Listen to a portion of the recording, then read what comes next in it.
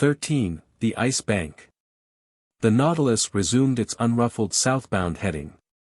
It went along the 50th meridian with considerable speed. Would it go to the pole? I didn't think so, because every previous attempt to reach this spot on the globe had failed. Besides, the season was already quite advanced, since March 13th on Antarctic shores corresponds with September 13th in the northernmost regions, which marks the beginning of the equinoctial period. On March 14th at latitude 55 degrees, I spotted floating ice, plain pale bits of rubble 20 to 25 feet long, which formed reefs over which the sea burst into foam. The Nautilus stayed on the surface of the ocean.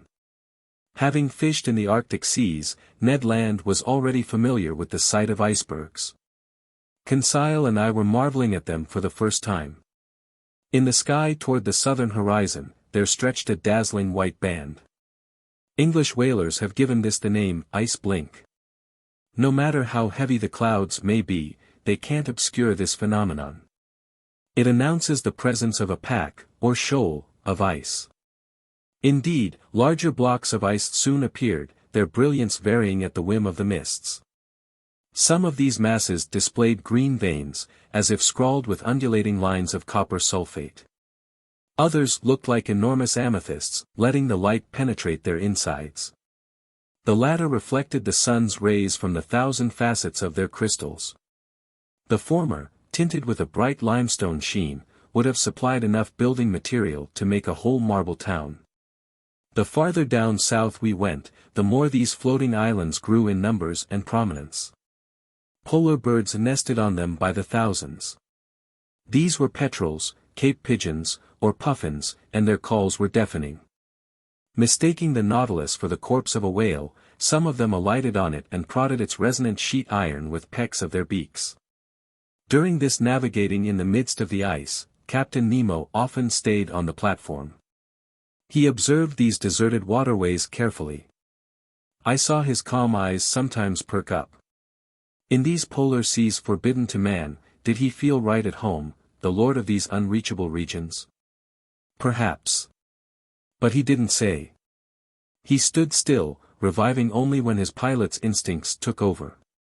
Then, steering his Nautilus with consummate dexterity, he skillfully dodged the masses of ice, some of which measured several miles in length, their heights varying from 70 to 80 meters. Often the horizon seemed completely closed off. Abreast of latitude 60 degrees, every passageway had disappeared. Searching with care, Captain Nemo soon found a narrow opening into which he brazenly slipped, well aware, however, that it would close behind him. Guided by his skillful hands, the Nautilus passed by all these different masses of ice, which are classified by size and shape with a precision that enraptured Conseil, icebergs, or mountains, ice fields, or smooth, limitless tracts. Drift ice, or floating floes, packs, or broken tracts, called patches when they're circular, and streams when they form long strips. The temperature was fairly low. Exposed to the outside air, the thermometer marked -2 degrees to -3 degrees centigrade. But we were warmly dressed in furs, for which seals and aquatic bears had paid the price. Evenly heated by all its electric equipment, the Nautilus's interior defied the most intense cold. Moreover, to find a bearable temperature, the ship had only to sink just a few meters beneath the waves. 2 months earlier we would have enjoyed perpetual daylight in this latitude, but night already fell for 3 or 4 hours, and later it would cast 6 months of shadow over these circumpolar regions. On March 15 we passed beyond the latitude of the South Shetland and South Orkney Islands. The captain told me that many tribes of seals used to inhabit these shores. But English and American whalers, in a frenzy of destruction, slaughtered all the adults, including pregnant females, and where life and activity once existed, those fishermen left behind only silence and death. Going along the 55th meridian, the Nautilus cut the Antarctic Circle on March 16 near 8 o'clock in the morning. Ice completely surrounded us and closed off the horizon. Nevertheless, Captain Nemo went from passageway to passageway, always proceeding south. But where's he going? I asked. Straight ahead, Conseil replied. Ultimately, when he can't go any farther, he'll stop. I wouldn't bet on it. I replied. And in all honesty, I confess that this venturesome excursion was far from displeasing to me. I can't express the intensity of my amazement at the beauties of these new regions. The ice struck superb poses. Here, its general effect suggested an oriental town with countless minarets and mosques. There, a city in ruins, flung to the ground by convulsions in the earth. These views were varied continuously by the sun's oblique rays, or were completely swallowed up by grey mists in the middle of blizzards. Then explosions, cave-ins, and great iceberg somersaults would occur all around us, altering the scenery like the changing landscape in a diorama. If the Nautilus was submerged during these losses of balance, we heard the resulting noises spread under the waters with frightful intensity, and the collapse of these masses created daunting eddies down to the ocean's lower strata. The Nautilus then rolled and pitched like a ship left to the fury of the elements. Often, no longer seeing any way out, I thought we were imprisoned for good, but Captain Nemo, guided by his instincts, discovered new passageways from the tiniest indications. He was never wrong when he observed slender threads of bluish water streaking through these ice fields. Accordingly, I was sure that he had already risked his Nautilus in the midst of the Antarctic seas. However, during the day of March 16, these tracts of ice completely barred our path. It wasn't the ice bank as yet, just huge ice fields cemented together by the cold. This obstacle couldn't stop Captain Nemo, and he launched his ship against the ice fields with hideous violence. The Nautilus went into these brittle masses like a wedge, splitting them with dreadful cracklings. It was an old-fashioned battering ram propelled with infinite power. Hurled aloft, ice rubble fell back around us like hail. Through brute force alone, the submersible carved out a channel for itself. Carried away by its momentum, the ship sometimes mounted on top of these tracts of ice and crushed them with its weight, or at other times, when cooped up beneath the ice fields, it split them with simple pitching movements, creating wide punctures. Violent squalls assaulted us during the daytime. Thanks to certain heavy mists, we couldn't see from one end of the platform to the other. The wind shifted abruptly to every point on the compass. The snow was piling up in such packed layers, it had to be chipped loose with blows from picks. Even in a temperature of merely -5 degrees centigrade, every outside part of the Nautilus was covered with ice. A ship's rigging would have been unusable, because all its tackle would have jammed in the grooves of the pulleys. Only a craft without sails, driven by an electric motor that needed no coal, could face such high latitudes. Under these conditions the barometer generally stayed quite low. It fell as far as 73.5 centimeters. Our compass indications no longer offered any guarantees. The deranged needles would mark contradictory directions as we approached the southern magnetic pole, which doesn't coincide with the South Pole proper. In fact, according to the astronomer Hanstein, this magnetic pole is located fairly close to latitude 70 degrees and longitude 130 degrees, or abiding by the observations of Louis Isidore Duperrey. In longitude 135 degrees and latitude 70 degrees 30 foot. Hence we had to transport compasses to different parts of the ship, take many readings, and strike an average. Often we could chart our course only by guesswork, a less than satisfactory method in the midst of these winding passageways whose landmarks change continuously. At last on March 18, after 20 futile assaults, the Nautilus was decisively held in check. No longer was it an ice stream, patch, or field, it was an endless, immovable barrier formed by ice mountains fused to each other. The ice bank. The Canadian told me. For Ned Land, as well as for every navigator before us, I knew that this was the great insurmountable obstacle. When the sun appeared for an instant near noon, Captain Nemo took a reasonably accurate sight that gave our position as longitude 51 degrees 30 foot and latitude 67 degrees 39 south. This was a position already well along in these Antarctic regions. As for the liquid surface of the sea, there was no longer any semblance of it before our eyes. Before the Nautilus's spur there lay vast broken plains, a tangle of confused chunks with all the helter-skelter unpredictability typical of a river's surface a short while before its ice breakup, but in this case the proportions were gigantic.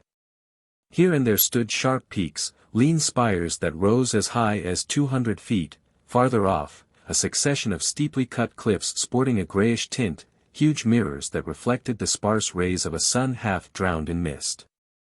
Beyond, a stark silence reigned in this desolate natural setting, a silence barely broken by the flapping wings of petrels or puffins. By this point everything was frozen, even sound. So the Nautilus had to halt in its venturesome course among these tracts of ice. "Sir," Ned Land told me that day, "if your captain goes any farther." "Yes. He'll be a Superman." "How so, Ned?" "Because nobody can clear the ice bank. Your captain's a powerful man, but damnation, he isn't more powerful than nature. If she draws a boundary line, there you stop, like it or not." "Correct, Ned Land, but I still want to know what's behind this ice bank." "Behold my greatest source of irritation, a wall." "Master is right," Conseil said. "Walls were invented simply to frustrate scientists. All walls should be banned." "Fine," the Canadian put in. "But we already know what's behind this ice bank." "What?" I asked. "Ice, ice, and more ice." "You may be sure of that, Ned," I answered, "but I'm not. That's why I want to see for myself." "Well, Professor," the Canadian replied, "you can just drop that idea. You've made it to the ice bank, which is already far enough, but you won't get any farther, neither your Captain Nemo or his Nautilus. And whether he wants to or not, we'll head north again, in other words, to the land of sensible people." I had to agree that Ned Land was right, and until ships are built to navigate over tracts of ice, they'll have to stop at the ice bank. Indeed, despite its efforts, despite the powerful methods it used to split this ice, the Nautilus was reduced to immobility. Ordinarily, when someone can't go any farther, he still has the option of returning in his tracks. But here it was just as impossible to turn back as to go forward, because every passageway had closed behind us, and if our submersible remained even slightly stationary, it would be frozen in without delay. Which is exactly what happened near 2 o'clock in the afternoon, and fresh ice kept forming over the ship's sides with astonishing speed. I had to admit that Captain Nemo's leadership had been most injudicious. Just then I was on the platform. Observing the situation for some while, the captain said to me, "Well, Professor. What think you?" "I think we're trapped, Captain." "Trapped? What do you mean?" "I mean we can't go forward, backward, or sideways. I think that's the standard definition of trapped, at least in the civilized world." "So, Professor Aronnax, you think the Nautilus won't be able to float clear?" "Only with the greatest difficulty, Captain, since the season is already too advanced for you to depend on an ice breakup." "Oh, Professor," Captain Nemo replied in an ironic tone, "you never change. You see only impediments and obstacles. I promise you, not only will the Nautilus float clear, it will go farther still." "Farther south?" I asked, gaping at the captain. "Yes, sir, it will go to the pole." "To the pole?" I exclaimed, unable to keep back a movement of disbelief. "Yes," the captain replied coolly, "the Antarctic pole, that unknown spot crossed by every meridian on the globe. As you know, I do whatever I like with my Nautilus." Yes, I did know that. I knew this man was daring to the point of being foolhardy. But to overcome all the obstacles around the South Pole, even more unattainable than the North Pole, which still hadn't been reached by the boldest navigators, wasn't this an absolutely insane undertaking? One that could occur only in the brain of a madman? It then dawned on me to ask Captain Nemo if he had already discovered this pole, which no human being had ever trod underfoot. "No, sir," he answered me, "but we'll discover it together. Where others have failed, I'll succeed. Never before has my Nautilus cruised so far into these southernmost seas, but I repeat, it will go farther still. I'd like to believe you, Captain, I went on in a tone of some sarcasm. Oh, I do believe you. Let's forge ahead. There are no obstacles for us. Let's shatter this ice bank. Let's blow it up, and if it still resists, let's put wings on the Nautilus and fly over it. Over it, Professor. Captain Nemo replied serenely. No, not over it, but under it. Under it. I exclaimed. A sudden insight into Captain Nemo's plans had just flashed through my mind. I understood. The marvelous talents of his Nautilus would be put to work once again in this superhuman undertaking. I can see we're starting to understand each other, Professor, Captain Nemo told me with a half-smile. You already glimpsed the potential, myself, I'd say the success, of this attempt. Maneuvers that aren't feasible for an ordinary ship are easy for the Nautilus.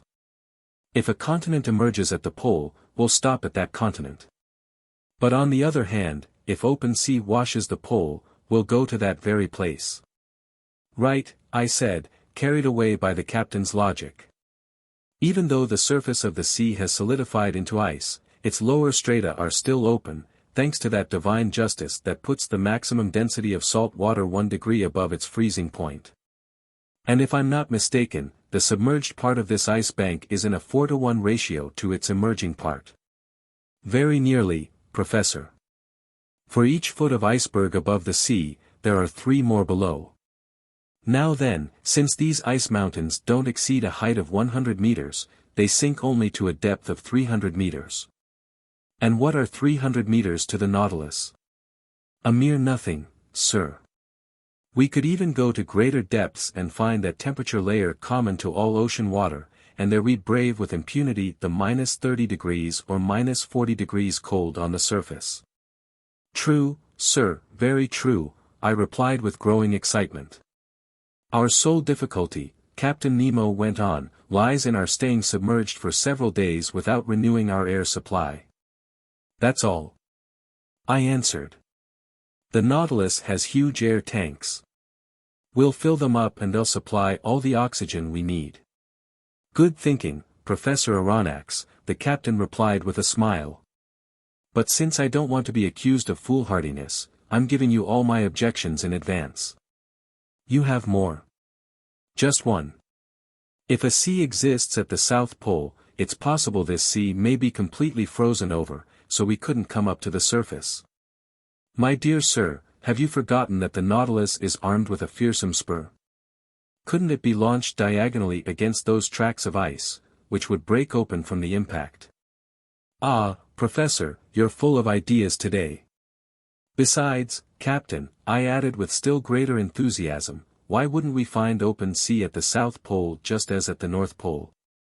The cold temperature poles and the geographical poles don't coincide in either the northern or southern hemispheres, and until proof to the contrary, we can assume these two spots on the Earth feature either a continent or an ice-free ocean. I think as you do, Professor Aronnax, Captain Nemo replied. I'll only point out that after raising so many objections against my plan, you're now crushing me under arguments in its favor. Captain Nemo was right. I was outdoing him in daring. It was I who was sweeping him to the pole. I was leading the way, I was out in front, but no, you silly fool. Captain Nemo already knew the pros and cons of this question, and it amused him to see you flying off into impossible fantasies. Nevertheless, he didn't waste an instant. At his signal, the chief officer appeared. The two men held a quick exchange in their incomprehensible language, and either the chief officer had been alerted previously or he found the plan feasible, because he showed no surprise. But as unemotional as he was, he couldn't have been more impeccably emotionless than Conseil when I told the fine lad our intention of pushing on to the South Pole. He greeted my announcement with the usual, as master wishes, and I had to be content with that. As for Ned Land, no human shoulders ever executed a higher shrug than the pair belonging to our Canadian. Honestly, sir, he told me. You and your Captain Nemo, I pity you both. But we will go to the pole, Mr. Land. Maybe, but you won't come back. And Ned Land re-entered his cabin, to keep from doing something desperate, he said as he left me. Meanwhile preparations for this daring attempt were getting underway. The Nautilus's powerful pumps forced air down into the tanks and stored it under high pressure. Near 4 o'clock Captain Nemo informed me that the platform hatches were about to be closed. I took a last look at the dense ice bank we were going to conquer. The weather was fair, the skies reasonably clear, the cold quite brisk, namely -12 degrees centigrade, but after the wind had lulled, this temperature didn't seem too unbearable. Equipped with picks, some 10 men climbed onto the Nautilus's sides and cracked loose the ice around the ship's lower plating, which was soon set free. This operation was swiftly executed because the fresh ice was still thin. We all re-entered the interior. The main ballast tanks were filled with the water that hadn't yet congealed at our line of flotation. The Nautilus submerged without delay. I took a seat in the lounge with Conseil. Through the open window we stared at the lower strata of this southernmost ocean. The thermometer rose again. The needle on the pressure gauge swerved over its dial. About 300 meters down, just as Captain Nemo had predicted, we cruised beneath the undulating surface of the ice bank. But the Nautilus sank deeper still. It reached a depth of 800 meters. At the surface this water gave a temperature of -12 degrees centigrade, but now it gave no more than -10 degrees. 2 degrees had already been gained. Thanks to its heating equipment, the Nautilus's temperature, needless to say, stayed at a much higher degree. Every maneuver was accomplished with extraordinary precision. With all due respect to Master, Conseil told me, we'll pass it by. I fully expect to. I replied in a tone of deep conviction. Now in open water, the Nautilus took a direct course to the pole without veering from the 52nd meridian. From 67 degrees 30' to 90 degrees, 22.5 degrees of latitude were left to cross, in other words, slightly more than 500 leagues. The Nautilus adopted an average speed of 26 miles per hour, the speed of an express train. If it kept up this pace, 40 hours would do it for reaching the pole. For part of the night, the novelty of our circumstances kept Conseil and me at the lounge window. The sea was lit by our beacon's electric rays. But the depths were deserted. Fish didn't linger in these imprisoned waters. Here they found merely a passageway for going from the Antarctic Ocean to open sea at the pole. Our progress was swift. You could feel it in the vibrations of the long steel hull. Near 2 o'clock in the morning, I went to snatch a few hours of sleep. Conseil did likewise. I didn't encounter Captain Nemo while going down the gangways. I assumed that he was keeping to the pilot house. The next day, March 19th, at 5 o'clock in the morning, I was back at my post in the lounge. The electric log indicated that the Nautilus had reduced speed. By then it was rising to the surface, but cautiously, while slowly emptying its ballast tanks. My heart was pounding. Would we emerge into the open and find the polar air again? No. A jolt told me that the Nautilus had bumped the underbelly of the ice bank, still quite thick to judge from the hollowness of the accompanying noise. Indeed, we had struck bottom, to use nautical terminology, but in the opposite direction and at a depth of 3,000 feet. That gave us 4,000 feet of ice overhead, of which 1,000 feet emerged above water. So the ice bank was higher here than we had found it on the outskirts. A circumstance less than encouraging. Several times that day, the Nautilus repeated the same experiment and always it bumped against this surface that formed a ceiling above it. At certain moments the ship encountered ice at a depth of 900 meters, denoting a thickness of 1,200 meters, of which 300 meters rose above the level of the ocean. This height had tripled since the moment the Nautilus had dived beneath the waves. I meticulously noted these different depths, obtaining the underwater profile of this upside-down mountain chain that stretched beneath the sea. By evening there was still no improvement in our situation. The ice stayed between 400 and 500 meters deep. It was obviously shrinking, but what a barrier still lay between us and the surface of the ocean. By then it was 8 o'clock. The air inside the Nautilus should have been renewed 4 hours earlier, following daily practice on board. But I didn't suffer very much, although Captain Nemo hadn't yet made demands on the supplementary oxygen in his air tanks. That night my sleep was fitful. Hope and fear besieged me by turns. I got up several times. The Nautilus continued groping. Near 3 o'clock in the morning, I observed that we encountered the Ice Bank's underbelly at a depth of only 50 meters. So only 150 feet separated us from the surface of the water. Little by little the Ice Bank was turning into an ice field again. The mountains were changing back into plains. My eyes didn't leave the pressure gauge. We kept rising on a diagonal, going along this shiny surface that sparkled beneath our electric rays. Above and below, the ice bank was subsiding in long gradients. Mile after mile it was growing thinner. Finally, at 6 o'clock in the morning on that memorable day of March 19th, the lounge door opened. Captain Nemo appeared. "Open sea," he told me. 14, the South Pole. I rushed up onto the platform. Yes, open sea. Barely a few sparse floes, some moving icebergs, a sea stretching into the distance. Hosts of birds in the air and myriads of fish under the waters, which varied from intense blue to olive green depending on the depth. The thermometer marked 3 degrees centigrade. It was as if a comparative springtime had been locked up behind that ice bank, whose distant masses were outlined on the northern horizon. "Are we at the pole?" I asked the captain, my heart pounding. "I've no idea," he answered me. "At noon we'll fix our position."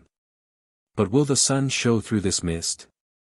I said, staring at the grayish sky. "No matter how faintly it shines, it will be enough for me," the captain replied. To the south, 10 miles from the Nautilus, a solitary islet rose to a height of 200 meters. We proceeded toward it, but cautiously, because this sea could have been strewn with reefs. In an hour we had reached the islet. 2 hours later we had completed a full circle around it. It measured 4 to 5 miles in circumference. A narrow channel separated it from a considerable shore, perhaps a continent whose limits we couldn't see. The existence of this shore seemed to bear out Commander Maury's hypotheses. In essence, this ingenious American has noted that between the South Pole and the 60th parallel, the sea is covered with floating ice of dimensions much greater than any found in the North Atlantic. From this fact he drew the conclusion that the Antarctic Circle must contain considerable shores, since icebergs can't form on the high seas but only along coastlines. According to his calculations, this frozen mass enclosing the southernmost pole forms a vast ice cap whose width must reach 4,000 kilometers. Meanwhile, to avoid running aground, the Nautilus halted 3 cable lengths from a strand crowned by superb piles of rocks. The skiff was launched to sea. 2 crewmen carrying instruments, the captain, Conseil, and I were on board. It was 10 o'clock in the morning. I hadn't seen Ned Land. No doubt, in the presence of the South Pole, the Canadian hated having to eat his words. A few strokes of the oar brought the skiff to the sand, where it ran aground. Just as Conseil was about to jump ashore, I held him back. "Sir," I told Captain Nemo, "to you belongs the honor of first setting foot on this shore." "Yes, sir," the captain replied, "and if I have no hesitation in treading this polar soil, it's because no human being until now has left a footprint here." So saying, he leaped lightly onto the sand. His heart must have been throbbing with intense excitement. He scaled an overhanging rock that ended in a small promontory, and there, mute and motionless, with crossed arms and blazing eyes, he seemed to be laying claim to these southernmost regions. After spending 5 minutes in this trance, he turned to us. "Whenever you're ready, sir," he called to me. I got out, Conseil at my heels, leaving the 2 men in the skiff. Over an extensive area, the soil consisted of that igneous gravel called tuff, reddish in color as if made from crushed bricks. The ground was covered with slag, lava flows, and pumice stones. Its volcanic origin was unmistakable. In certain localities thin smoke holes gave off a sulfurous odor, showing that the inner fires still kept their wide-ranging power. Nevertheless, when I scaled a high escarpment, I could see no volcanoes within a radius of several miles. In these Antarctic districts, as is well known, Sir James Clark Ross had found the craters of Mt Erebus and Mt Terror in fully active condition on the 167th meridian at latitude 77 degrees 32 foot. The vegetation on this desolate continent struck me as quite limited. A few lichens of the species Usnea melanoxanthera sprawled over the black rocks. The whole meager flora of this region consisted of certain microscopic buds, rudimentary diatoms made up of a type of cell positioned between two quartz-rich shells, plus long purple and crimson fucus plants. Buoyed by small air bladders and washed up on the coast by the surf. The beach was strewn with mollusks, small mussels, limpets, smooth heart-shaped cockles, and especially some sea butterflies with oblong, membrane-filled bodies whose heads are formed from two rounded lobes. I also saw myriads of those northernmost sea butterflies 3 centimeters long, which a baleen whale can swallow by the thousands in one gulp. The open waters at the shoreline were alive with these delightful pteropods, true butterflies of the sea. Among other zoophytes present in these shallows, there were a few coral tree forms that, according to Sir James Clark Ross, live in these Antarctic seas at depths as great as 1,000 meters. Then small Alcyon coral belonging to the species Procellaria pelagica, also a large number of starfish unique to these climes, plus some feather stars spangling the sand. But it was in the air that life was superabundant. Their various species of birds flew and fluttered by the thousands, deafening us with their calls. Crowding the rocks, other fowl watched without fear as we passed and pressed familiarly against our feet. These were auks, as agile and supple in water, where they are sometimes mistaken for fast bonito, as they are clumsy and heavy on land. They uttered outlandish calls and participated in numerous public assemblies that featured much noise but little action.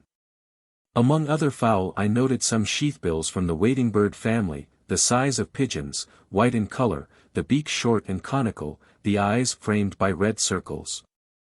Conseil laid in a supply of them, because when they're properly cooked, these winged creatures make a pleasant dish. In the air there passed sooty albatross with 4-meter wingspans, birds aptly dubbed vultures of the ocean, also gigantic petrels including several with arching wings, enthusiastic eaters of seal that are known as quebrantahisos.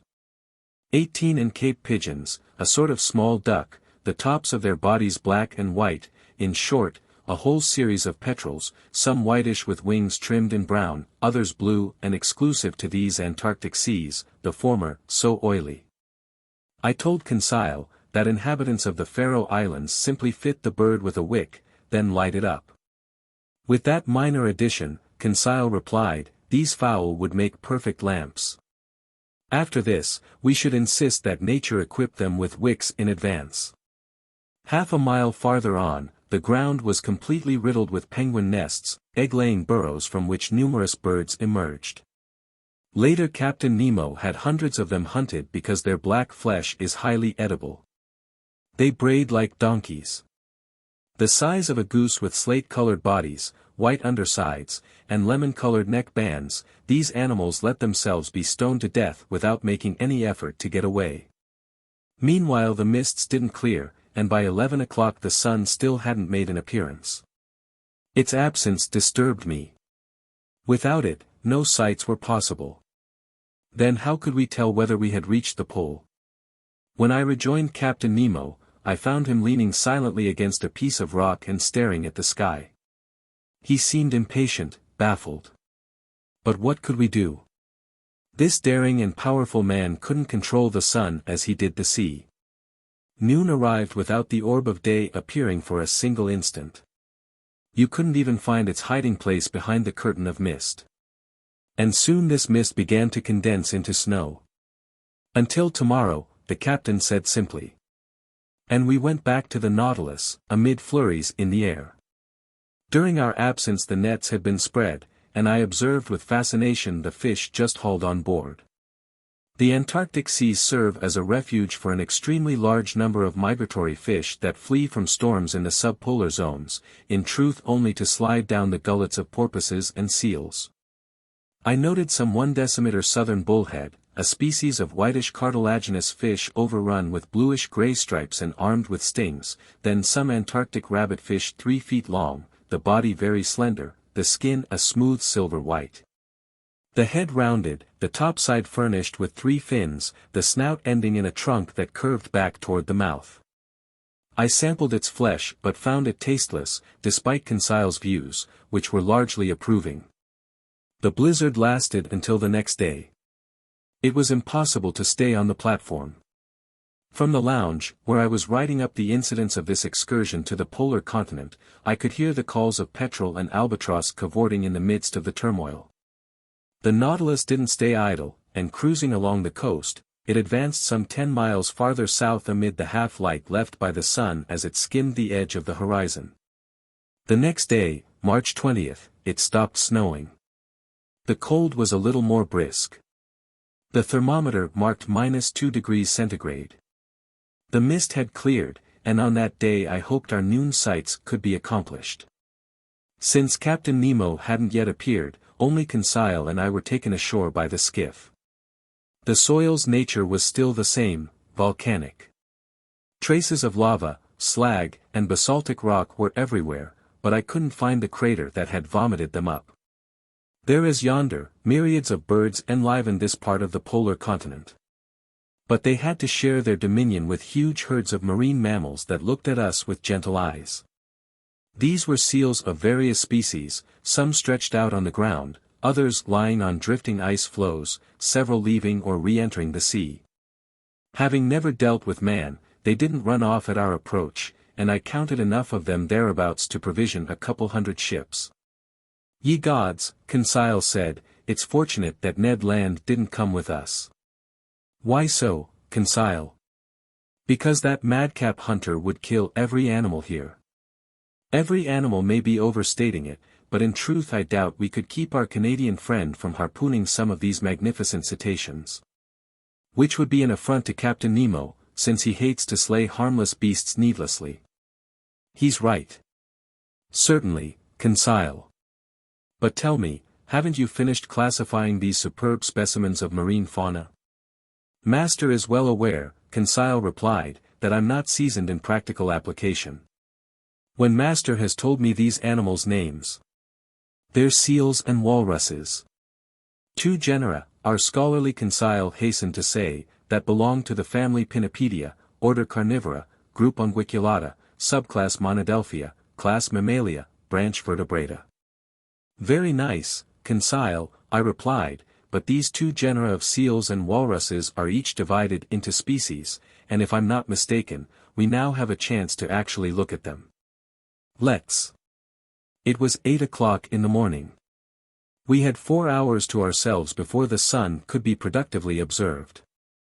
I guided our steps toward a huge bay that made a crescent-shaped incision in the granite cliffs along the beach.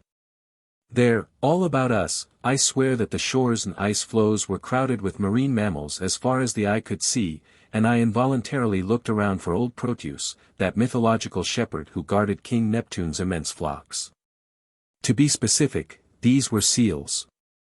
They formed distinct male and female groups, the father watching over his family, the mother suckling her little ones, the stronger youngsters emancipated a few paces away. When these mammals wanted to relocate, they moved in little jumps made by contracting their bodies, clumsily helped by their imperfectly developed flippers, which, as with their manatee relatives, form actual forearms. In the water, their ideal element, I must say these animals swim wonderfully thanks to their flexible backbones, narrow pelvises, close-cropped hair, and webbed feet. Resting on shore, they assumed extremely graceful positions. Consequently, their gentle features, their sensitive expressions equal to those of the loveliest women, their soft, limpid eyes, their charming poses, led the ancients to glorify them by metamorphosing the males into sea gods and the females into mermaids. I drew Conseil's attention to the considerable growth of the cerebral lobes found in these intelligent cetaceans. No mammal except man has more abundant cerebral matter. Accordingly, seals are quite capable of being educated. They make good pets, and together with certain other naturalists, I think these animals can be properly trained to perform yeoman service as hunting dogs for fishermen. Most of these seals were sleeping on the rocks or the sand. Among those properly termed seals, which have no external ears, unlike sea lions whose ears protrude, I observed several varieties of the species Stenorhynchus, 3 meters long, with white hair, bulldog heads, and armed with 10 teeth in each jaw, for incisors in both the upper and lower, plus 2 big canines shaped like the fleur-de-lis. Among them slithered some sea elephants, a type of seal with a short, flexible trunk. These are the giants of the species, with a circumference of 20 feet and a length of 10 meters. They didn't move as we approached. Are these animals dangerous? Conseil asked me. Only if they're attacked, I replied. But when these giant seals defend their little ones, their fury is dreadful, and it isn't rare for them to smash a fisherman's longboat to bits. They're within their rights, Conseil answered. I don't say nay. 2 miles farther on, we were stopped by a promontory that screened the bay from southerly winds. It dropped straight down to the sea, and surf foamed against it. From beyond this ridge there came fearsome bellows, such as a herd of cattle might produce. Gracious, Conseil put in, a choir of bulls. No, I said, a choir of walruses. Are they fighting with each other? Either fighting or playing. With all due respect to master, this we must see. Then see it we must, Conseil.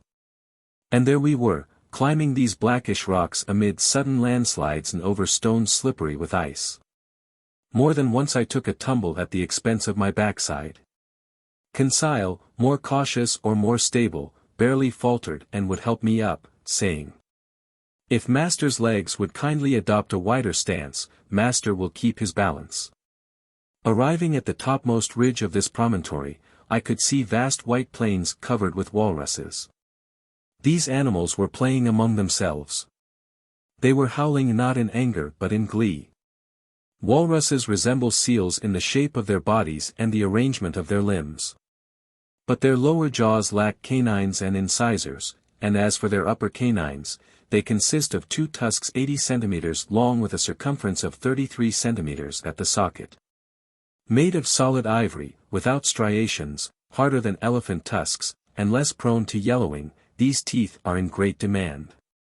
Accordingly, walruses are the victims of a mindless hunting that soon will destroy them all, since their hunters indiscriminately slaughter pregnant females and youngsters, and over 4,000 individuals are destroyed annually. Passing near these unusual animals, I could examine them at my leisure since they didn't stir.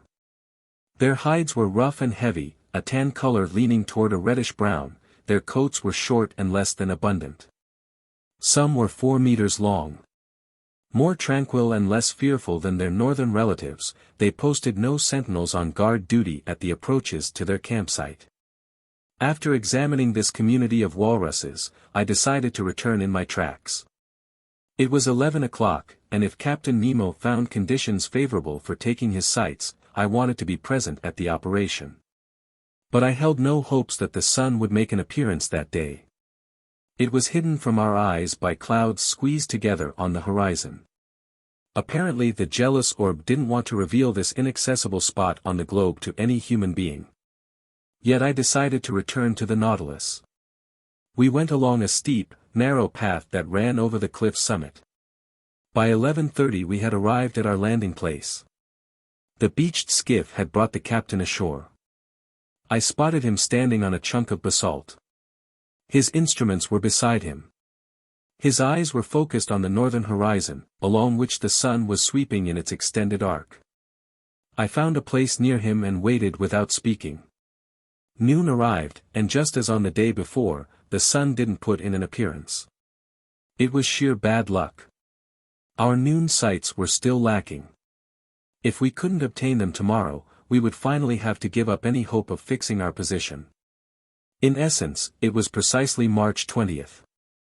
Tomorrow, the 21st, was the day of the equinox, the sun would disappear below the horizon for 6 months not counting refraction, and after its disappearance the long polar night would begin. Following the September equinox, the sun had emerged above the northerly horizon, rising in long spirals until December 21st. At that time, the summer solstice of these southernmost districts, the sun had started back down, and tomorrow it would cast its last rays. I shared my thoughts and fears with Captain Nemo. "You're right, Professor Aronnax," he told me.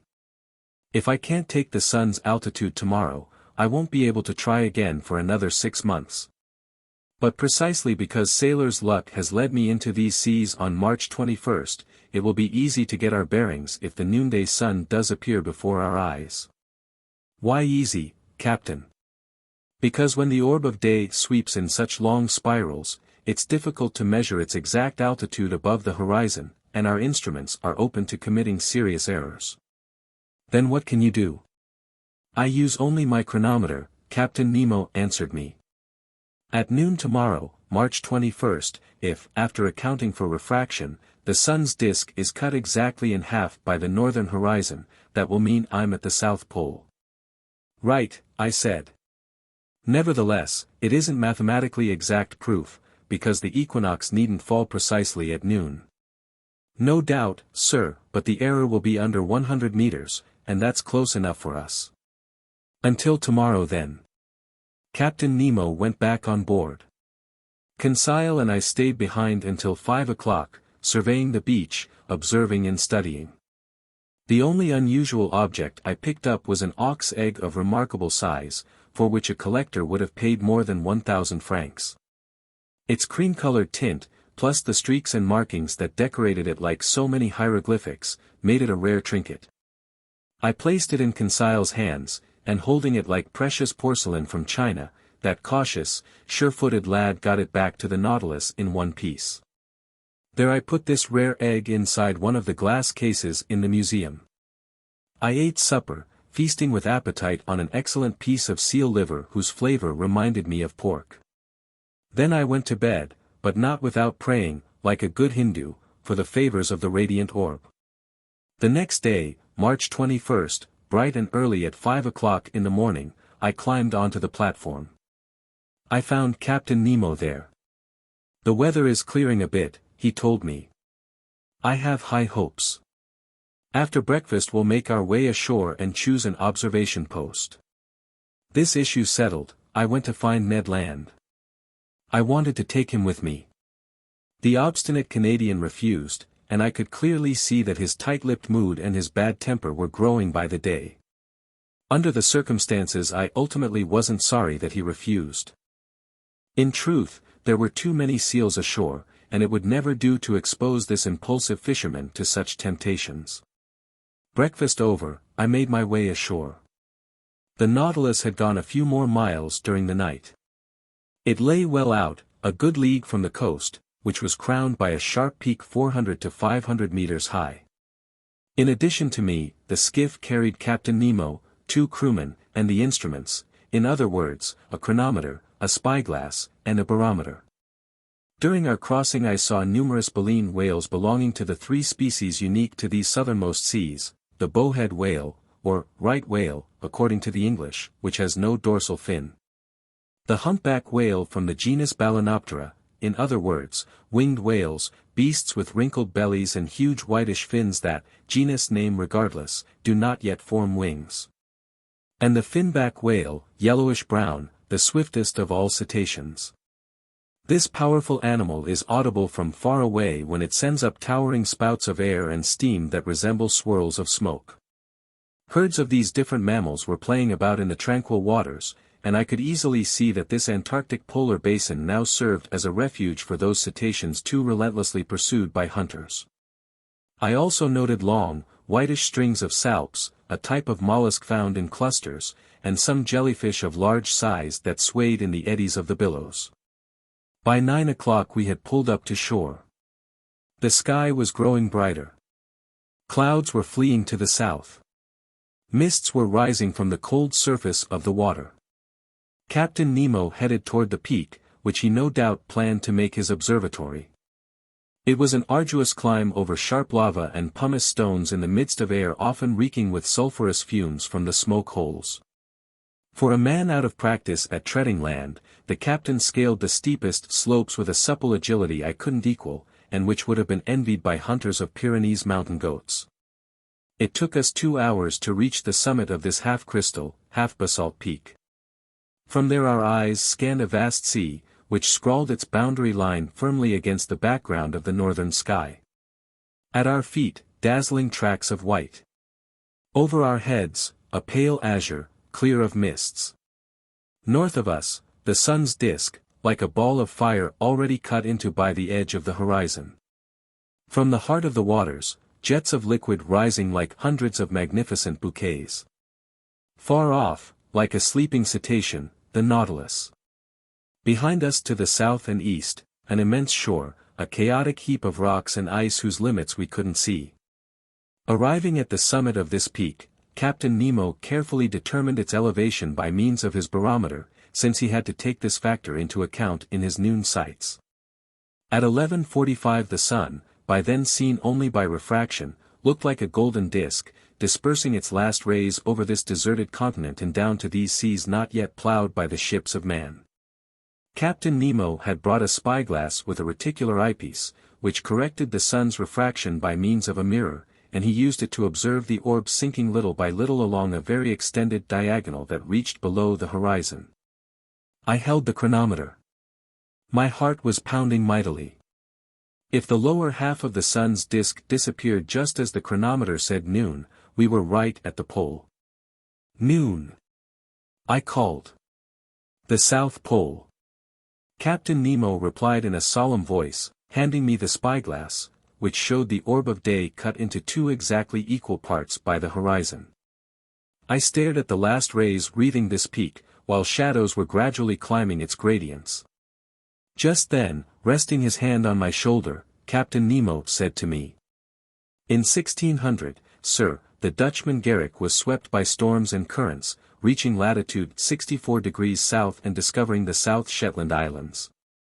On January 17, 1773, the famous Captain Cook went along the 38th meridian, arriving at latitude 67 degrees 30 foot, and on January 30, 1774, along the 109th meridian, he reached latitude 71 degrees 15. In 1819 the Russian Bellinghausen lay on the 69th parallel, and in 1821 on the 66th at longitude 111 degrees west. In 1820 the Englishman Bransfield stopped at 65 degrees. That same year the American Morrill, whose reports are dubious, went along the 42nd meridian, finding open sea at latitude 70 degrees 14 foot. In 1825 the Englishman Powell was unable to get beyond 62 degrees. That same year a humble seal fisherman, the Englishman Weddell, went as far as latitude 72 degrees 14 foot on the 35th meridian, and as far as 74 degrees 15 on the 36th. In 1829 the Englishman Forster, commander of the Chanticleer, laid claim to the Antarctic continent in latitude 63 degrees 26 foot and longitude 66 degrees 26. On February 1, 1831, the Englishman Biscoe discovered Enderby Land at latitude 68 degrees 50 foot, Adelaide Land at latitude 67 degrees on February 5, 1832, and Graham Land at latitude 64 degrees 45 on February 21. In 1838 the Frenchman Dumont d'Urville stopped at the ice bank in latitude 62 degrees 57, sighting the Louis-Philippe Peninsula. On January 21, 2 years later, at a new southerly position of 66 degrees 30 foot, he named the Adélie coast, and 8 days later, the Clary coast at 64 degrees 40. In 1838 the American Wilkes advanced as far as the 69th parallel on the 100th meridian. In 1839 the Englishman Balleny discovered the Sabrina coast at the edge of the polar circle. Lastly, on January 12, 1842, with his ships, the Erebus and the Terror, the Englishman Sir James Clark Ross found Victoria Land in latitude 70 degrees 56 foot and longitude 171 degrees 7 east. On the 23rd of that same month, he reached the 74th parallel, a position denoting the farthest south attained until then. On the 27th he lay at 76 degrees 8 foot, on the 28th at 77 degrees 32, on February 2nd at 78 degrees 4. And late in 1842 he returned to 71 degrees but couldn't get beyond it. Well now. In 1868, on this 21st day of March, I myself, Captain Nemo, have reached the South Pole at 90 degrees, and I hereby claim this entire part of the globe, equal to 1/6 of the known continents. In the name of which sovereign, Captain? In my own name, sir. So saying, Captain Nemo unfurled a black flag bearing a gold N on its quartered bunting. Then, turning toward the orb of day, whose last rays were licking at the sea's horizon. Farewell, O sun, he called. Disappear, O radiant orb. Retire beneath this open sea, and let 6 months of night spread their shadows over my new domains. 15. Accident or incident. The next day, March 22nd, at 6 o'clock in the morning, preparations for departure began. The last gleams of twilight were melting into night. The cold was brisk. The constellations were glittering with startling intensity. The wonderful Southern Cross, polar star of the Antarctic regions, twinkled at its zenith. The thermometer marked -12 degrees centigrade, and a fresh breeze left a sharp nip in the air. Ice floes were increasing over the open water. The sea was starting to congeal everywhere. Numerous blackish patches were spreading over its surface, announcing the imminent formation of fresh ice. Obviously this southernmost basin froze over during its 6-month winter and became utterly inaccessible.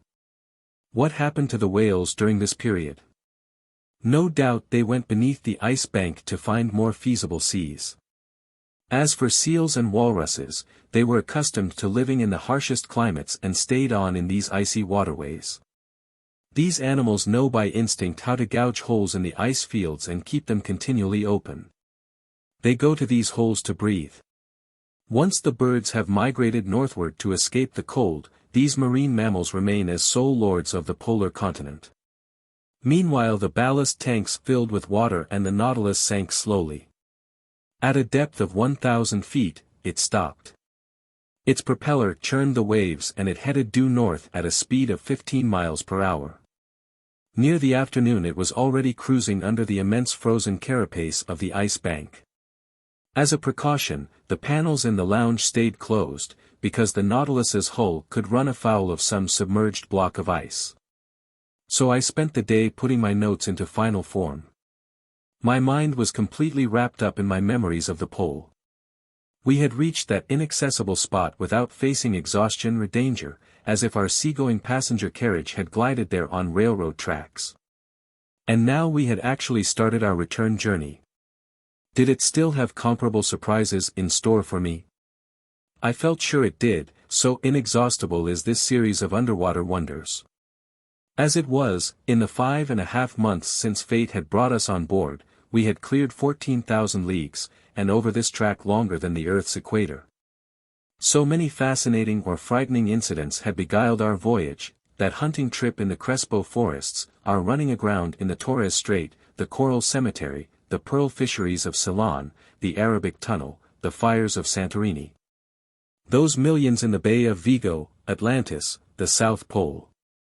During the night all these memories crossed over from one dream to the next, not giving my brain a moment's rest. At 3 o'clock in the morning, I was awakened by a violent collision. I sat up in bed, listening in the darkness, and then was suddenly hurled into the middle of my stateroom. Apparently the Nautilus had gone aground, then heeled over sharply. Leaning against the walls, I dragged myself down the gangways to the lounge, whose ceiling lights were on. The furniture had been knocked over. Fortunately the glass cases were solidly secured at the base and had stood fast. Since we were no longer vertical, the starboard pictures were glued to the tapestries, while those to port had their lower edges hanging a foot away from the wall. So the Nautilus was lying on its starboard side, completely stationary to boot. In its interior I heard the sound of footsteps and muffled voices. But Captain Nemo didn't appear. Just as I was about to leave the lounge, Ned Land and Conseil entered. What happened? I instantly said to them. I came to ask Master that, Conseil replied. Damnation, the Canadian exclaimed. I know full well what happened. The Nautilus has gone aground, and judging from the way it's listing, I don't think it'll pull through like that first time in the Torres Strait. But, I asked, are we at least back on the surface of the sea? We have no idea, Conseil replied. It's easy to find out, I answered. I consulted the pressure gauge.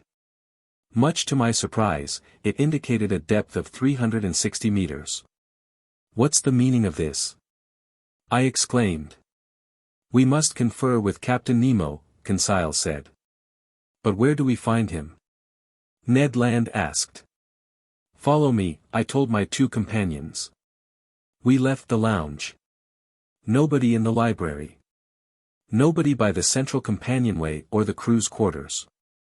I assumed that Captain Nemo was stationed in the pilot house. Best to wait.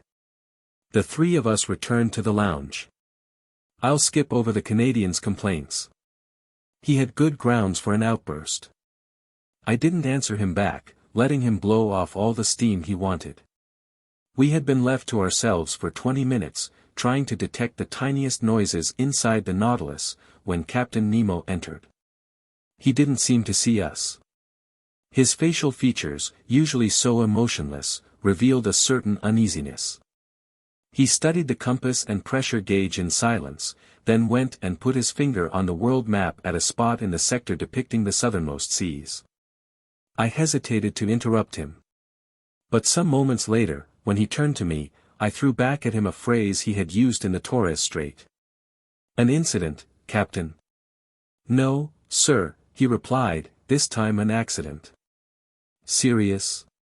Perhaps. Is there any immediate danger? No. The Nautilus has run aground? Yes. And this accident came about through nature's unpredictability, not man's incapacity. No errors were committed in our maneuvers. Nevertheless, we can't prevent a loss of balance from taking its toll. One may defy human laws, but no one can withstand the laws of nature. Captain Nemo had picked an odd time to philosophize. All in all, this reply told me nothing. May I learn, sir, I asked him, what caused this accident? An enormous block of ice, an entire mountain, has toppled over, he answered me. When an iceberg is eroded at the base by warmer waters or by repeated collisions, its center of gravity rises. Then it somersaults, it turns completely upside down. That's what happened here. When it overturned, one of these blocks hit the Nautilus as it was cruising under the waters. Sliding under our hull, this block then raised us with irresistible power, lifting us into less congested strata where we now lie on our side. But can't we float the Nautilus clear by emptying its ballast tanks, to regain our balance? That, sir, is being done right now. You can hear the pumps working. Look at the needle on the pressure gauge. It indicates that the Nautilus is rising, but this block of ice is rising with us, and until some obstacle halts its upward movement, our position won't change. Indeed, the Nautilus kept the same heel to starboard. No doubt it would straighten up once the block came to a halt. But before that happened, who knew if we might not hit the underbelly of the ice bank and be hideously squeezed between two frozen surfaces? I mused on all the consequences of this situation.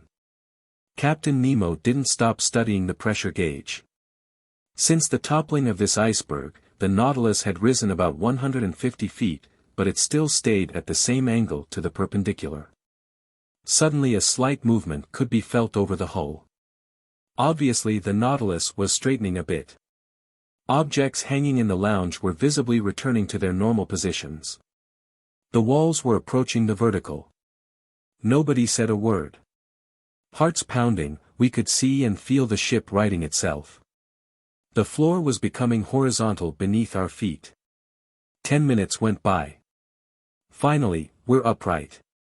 I exclaimed. Yes, Captain Nemo said, heading to the lounge door. But will we float off? I asked him. Certainly, he replied, since the ballast tanks aren't yet empty, and when they are, the Nautilus must rise to the surface of the sea. The captain went out, and soon I saw that at his orders, the Nautilus had halted its upward movement. In fact, it soon would have hit the underbelly of the ice bank, but it had stopped in time and was floating in mid-water. That was a close call. Conseil then said. Yes. We could have been crushed between these masses of ice, or at least imprisoned between them. And then, with no way to renew our air supply. Yes, that was a close call. If it's over with. Ned Land muttered. I was unwilling to get into a pointless argument with the Canadian and didn't reply. Moreover, the panels opened just then, and the outside light burst through the uncovered windows. We were fully afloat, as I have said. But on both sides of the Nautilus, about 10 meters away, there rose dazzling walls of ice. There also were walls above and below. Above, because the ice bank's underbelly spread over us like an immense ceiling. Below, because the somersaulting block, shifting little by little, had found points of purchase on both side walls and had gotten jammed between them. The Nautilus was imprisoned in a genuine tunnel of ice about 20 meters wide and filled with quiet water. So the ship could easily exit by going either ahead or astern, sinking a few hundred meters deeper, and then taking an open passageway beneath the ice bank. The ceiling lights were off, yet the lounge was still brightly lit. This was due to the reflecting power of the walls of ice, which threw the beams of our beacon right back at us. Words cannot describe the effects produced by our galvanic rays on these huge, whimsically sculpted blocks, whose every angle, ridge, and facet gave off a different glow depending on the nature of the veins running inside the ice. It was a dazzling mine of gems, in particular sapphires and emeralds, whose jets of blue and green crisscrossed. Here and there, opaline hues of infinite subtlety raced among sparks of light that were like so many fiery diamonds, their brilliance more than any I could stand.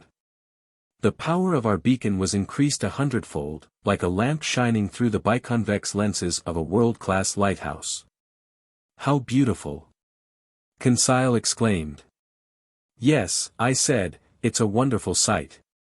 Isn't it, Ned? Oh damnation, yes. Ned Land shot back. It's superb. I'm furious that I have to admit it. Nobody has ever seen the like. But this sight could cost us dearly. And in all honesty, I think we're looking at things God never intended for human eyes. Ned was right. It was too beautiful. All at once a yell from Conseil made me turn around. What is it? I asked. Master must close his eyes. Master mustn't look. With that, Conseil clapped his hands over his eyes. But what's wrong, my boy? I've been dazzled, struck blind. Involuntarily my eyes flew to the window, but I couldn't stand the fire devouring it. I realized what had happened. The Nautilus had just started off at great speed. All the tranquil glimmers of the ice walls had then changed into blazing streaks. The sparkles from these myriads of diamonds were merging with each other. Swept along by its propeller, the Nautilus was traveling through a sheath of flashing light. Then the panels in the lounge closed. We kept our hands over our eyes, which were utterly saturated with those concentric gleams that swirl before the retina when sunlight strikes it too intensely. It took some time to calm our troubled vision. Finally we lowered our hands. Ye gods, I never would have believed it, Conseil said. And I still don't believe it, the Canadian shot back. When we return to shore, jaded from all these natural wonders, Conseil added, think how we'll look down on those pitiful land masses, those puny works of man. No, the civilized world won't be good enough for us. Such words from the lips of this emotionless Flemish boy showed that our enthusiasm was near the boiling point. But the Canadian didn't fail to throw his dram of cold water over us. The civilized world, he said, shaking his head. Don't worry, Conseil my friend, we're never going back to that world. By this point it was 5 o'clock in the morning. Just then there was a collision in the Nautilus's bow. I realized that its spur had just bumped a block of ice. It must have been a faulty maneuver because this underwater tunnel was obstructed by such blocks and didn't make for easy navigating. So I had assumed that Captain Nemo, in adjusting his course, would go around each obstacle or would hug the walls and follow the windings of the tunnel. In either case our forward motion wouldn't receive an absolute check. Nevertheless, contrary to my expectations, the Nautilus definitely began to move backward. "We're going astern," Conseil said. "Yes," I replied. "Apparently the tunnel has no way out at this end." "And so?" "So," I said, "our maneuvers are quite simple. We'll return in our tracks and go out the southern opening. That's all." As I spoke, I tried to sound more confident than I really felt. Meanwhile the Nautilus accelerated its backward movement, and running with propeller in reverse, it swept us along at great speed. "This'll mean a delay," Ned said. "What are a few hours more or less, so long as we get out?" "Yes," Ned Land repeated, "so long as we get out." I strolled for a little while from the lounge into the library. My companions kept their seats and didn't move. Soon I threw myself down on a couch and picked up a book, which my eyes skimmed mechanically. A quarter of an hour later, Conseil approached me, saying, "Is it deeply fascinating, this volume Master is reading?" "Tremendously fascinating," I replied. "I believe it. Master is reading his own book." "My own book?"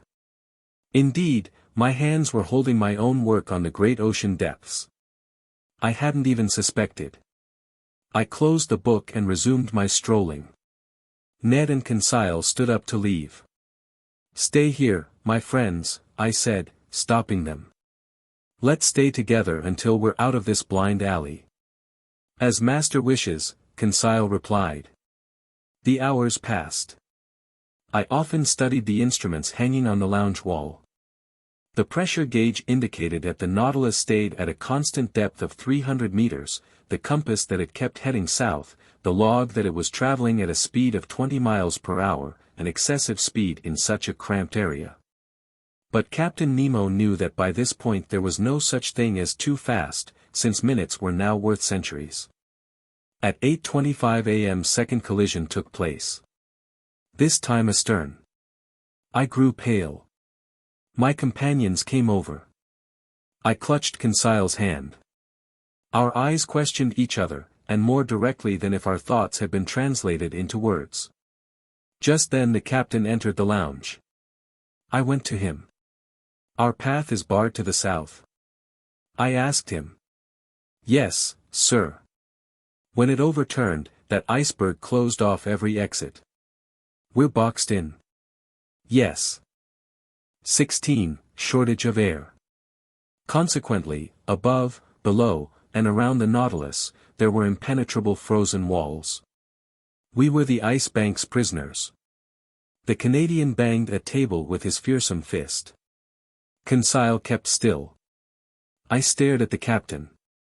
His face had resumed its usual emotionlessness. He crossed his arms. He pondered. The Nautilus did not stir. The captain then broke into speech. "Gentlemen," he said in a calm voice, "there are two ways of dying under the conditions in which we're placed." This inexplicable individual acted like a mathematics professor working out a problem for his pupils. "The first way," he went on, "is death by crushing. The second is death by asphyxiation. I don't mention the possibility of death by starvation because the Nautilus's provisions will certainly last longer than we will. Therefore, let's concentrate on our chances of being crushed or asphyxiated." "As for asphyxiation, Captain," I replied, "that isn't a cause for alarm, because the air tanks are full." "True," Captain Nemo went on, "but they'll supply air for only 2 days. Now then, we've been buried beneath the waters for 36 hours, and the Nautilus's heavy atmosphere already needs renewing. In another 48 hours, our reserve air will be used up. Well then, Captain, let's free ourselves within 48 hours. We'll try to at least, by cutting through one of these walls surrounding us.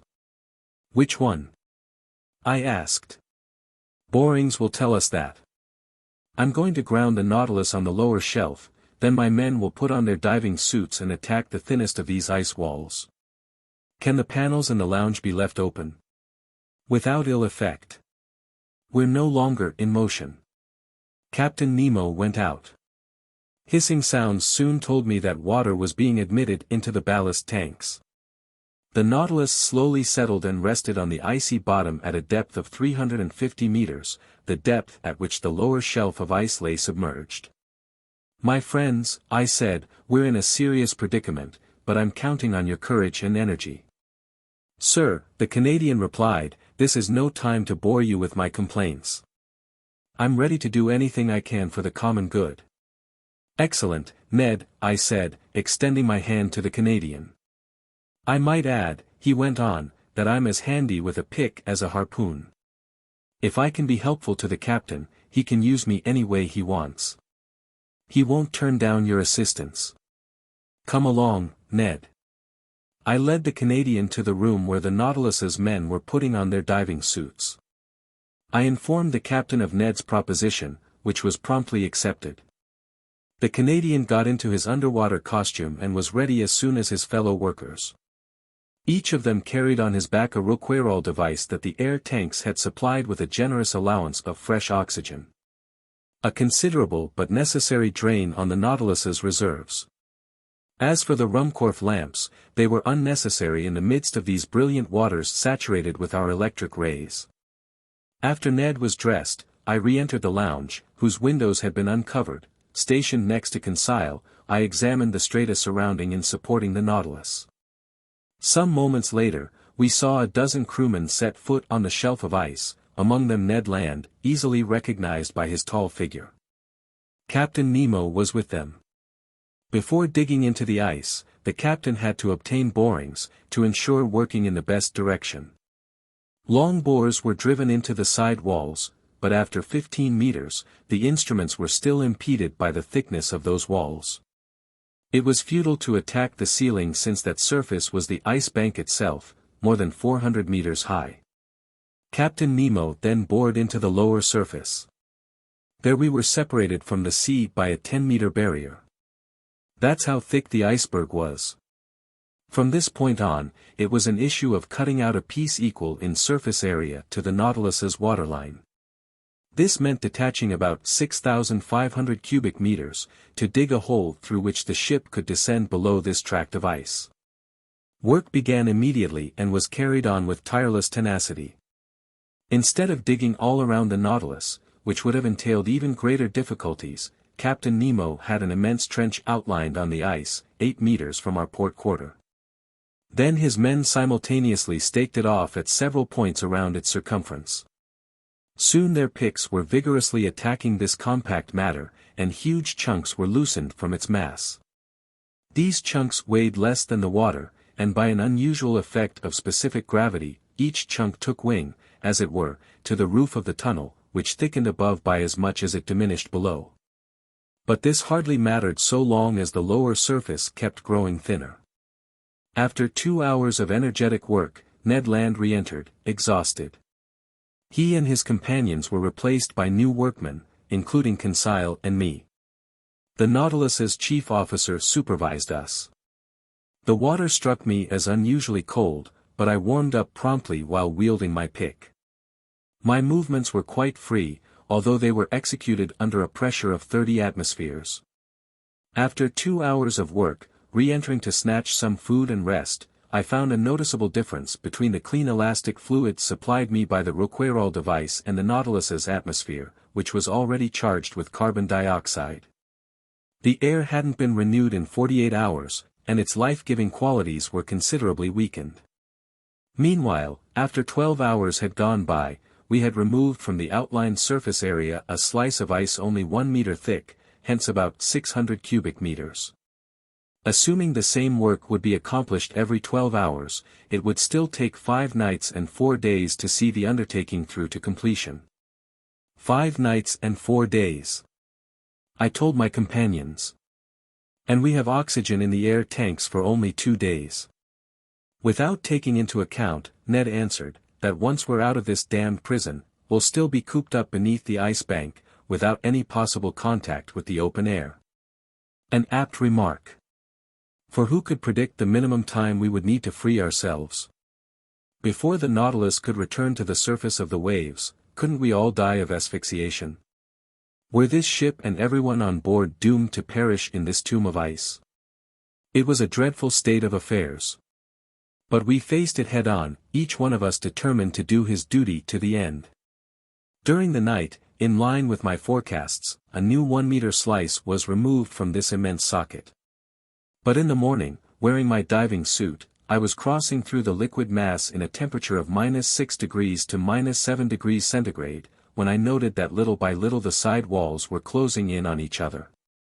The liquid strata farthest from the trench, not warmed by the movements of workmen and tools, were showing a tendency to solidify. In the face of this imminent new danger, what would happen to our chances for salvation, and how could we prevent this liquid medium from solidifying, then cracking the Nautilus's hull like glass? I didn't tell my 2 companions about this new danger. There was no point in dampening the energy they were putting into our arduous rescue work. But when I returned on board, I mentioned this serious complication to Captain Nemo. I know, he told me in that calm tone, the most dreadful outlook couldn't change. It's one more danger, but I don't know any way of warding it off. Our sole chance for salvation is to work faster than the water solidifies. We've got to get there first, that's all. Get there first. By then I should have been used to this type of talk. For several hours that day, I wielded my pick doggedly. The work kept me going. Besides, working meant leaving the Nautilus, which meant breathing the clean oxygen drawn from the air tanks and supplied by our equipment, which meant leaving the thin, foul air behind. Near evening 1 more meter had been dug from the trench. When I returned on board, I was well nigh asphyxiated by the carbon dioxide saturating the air. Oh, if only we had the chemical methods that would enable us to drive out this noxious gas. There was no lack of oxygen. All this water contained a considerable amount, and after it was decomposed by our powerful batteries, this life-giving elastic fluid could have been restored to us. I had thought it all out, but to no avail, because the carbon dioxide produced by our breathing permeated every part of the ship. To absorb it, we would need to fill containers with potassium hydroxide and shake them continually.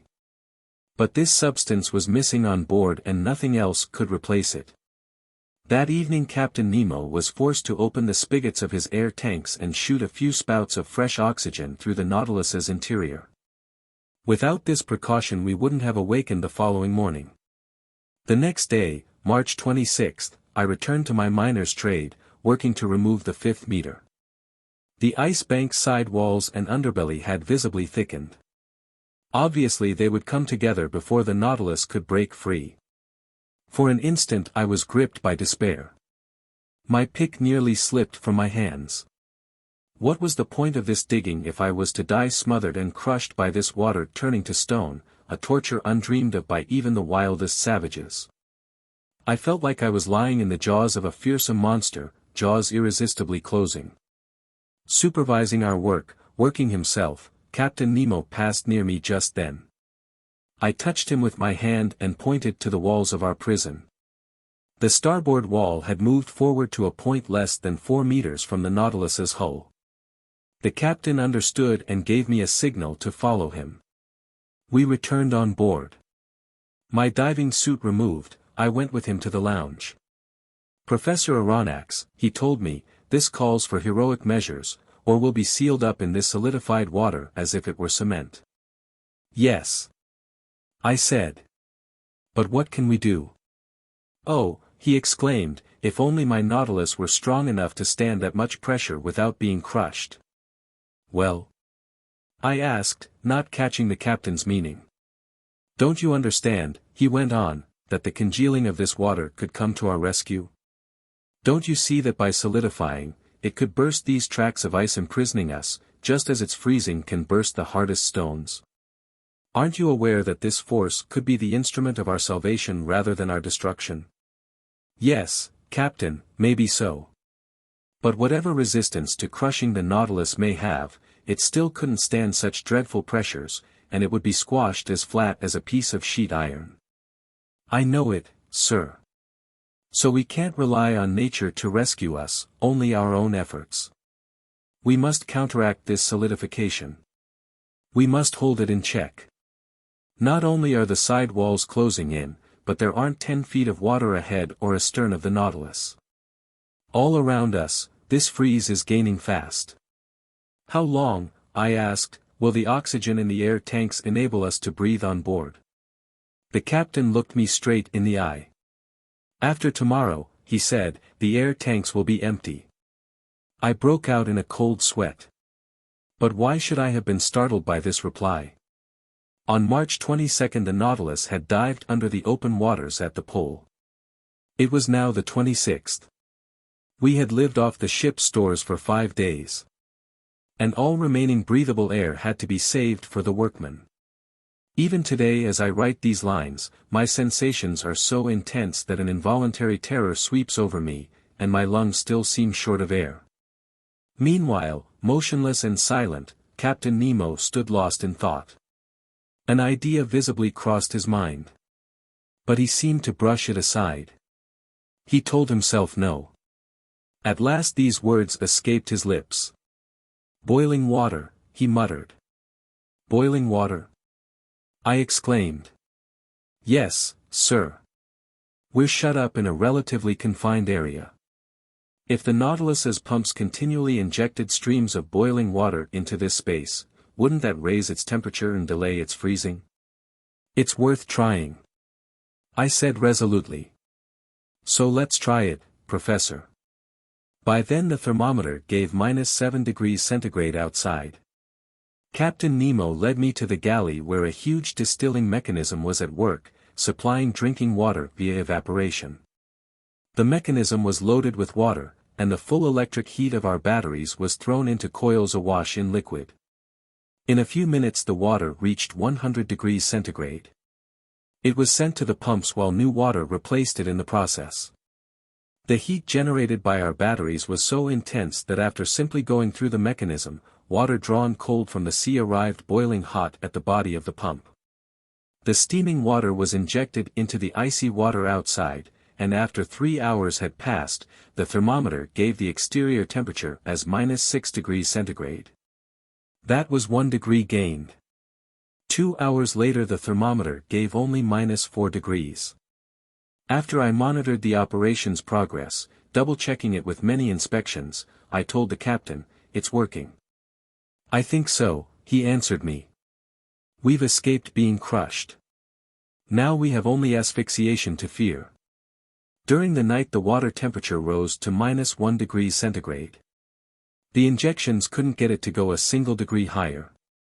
But since salt water freezes only at -2 degrees, I was finally assured that there was no danger of it solidifying. By the next day, March 27, 6 meters of ice had been torn from the socket. Only 4 meters were left to be removed. That still meant 48 hours of work. The air couldn't be renewed in the Nautilus's interior. Accordingly, that day it kept getting worse. An unbearable heaviness weighed me down. Near 3 o'clock in the afternoon, this agonizing sensation affected me to an intense degree. Yawns dislocated my jaws.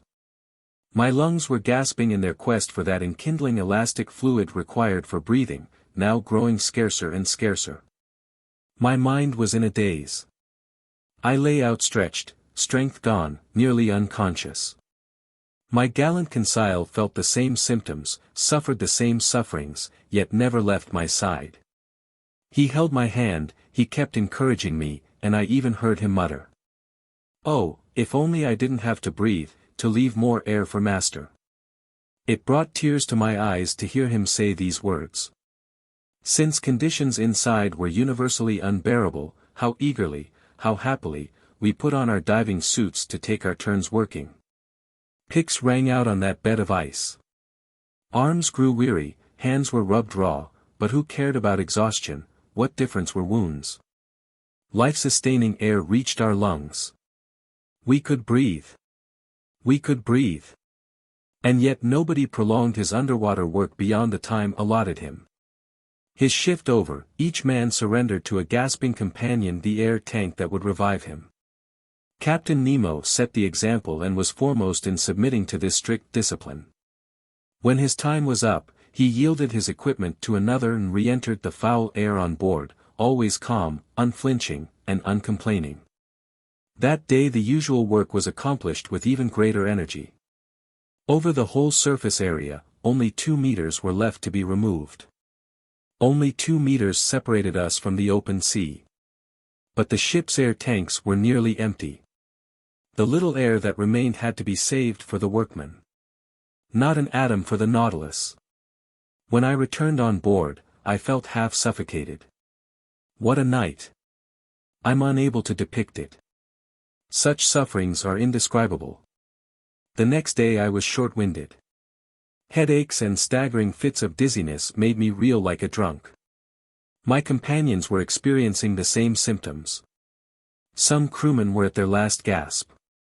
That day, the 6th of our imprisonment, Captain Nemo concluded that picks and mattocks were too slow to deal with the ice layer still separating us from open water, and he decided to crush this layer. The man had kept his energy and composure. He had subdued physical pain with moral strength. He could still think, plan, and act. At his orders the craft was eased off, in other words, it was raised from its icy bed by a change in its specific gravity. When it was afloat, the crew towed it, leading it right above the immense trench outline to match the ship's waterline. Next the ballast tanks filled with water, the boat sank, and was fitted into its socket. Just then the whole crew returned on board, and the double outside door was closed.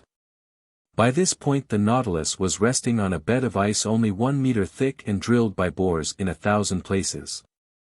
The stopcocks of the ballast tanks were then opened wide, and 100 cubic meters of water rushed in, increasing the Nautilus's weight by 100,000 kilograms. We waited, we listened, we forgot our sufferings, we hoped once more. We had staked our salvation on this one last gamble.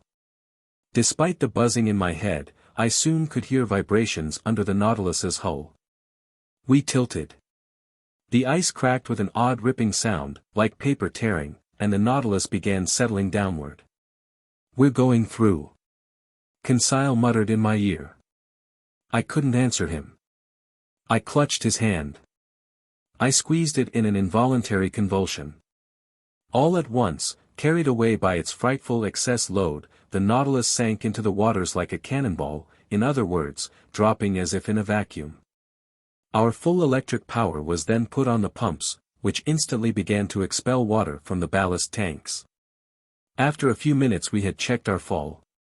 The pressure gauge soon indicated an ascending movement. Brought to full speed, the propeller made the sheet iron hull tremble down to its rivets, and we sped northward. But how long would it take to navigate under the ice bank to the open sea? Another day? I would be dead first. Half lying on a couch in the library, I was suffocating. My face was purple, my lips blue, my faculties in abeyance. I could no longer see or hear. I had lost all sense of time. My muscles had no power to contract. I'm unable to estimate the hours that passed in this way. But I was aware that my death throes had begun. I realized that I was about to die. Suddenly I regained consciousness. A few whiffs of air had entered my lungs. Had we risen to the surface of the waves?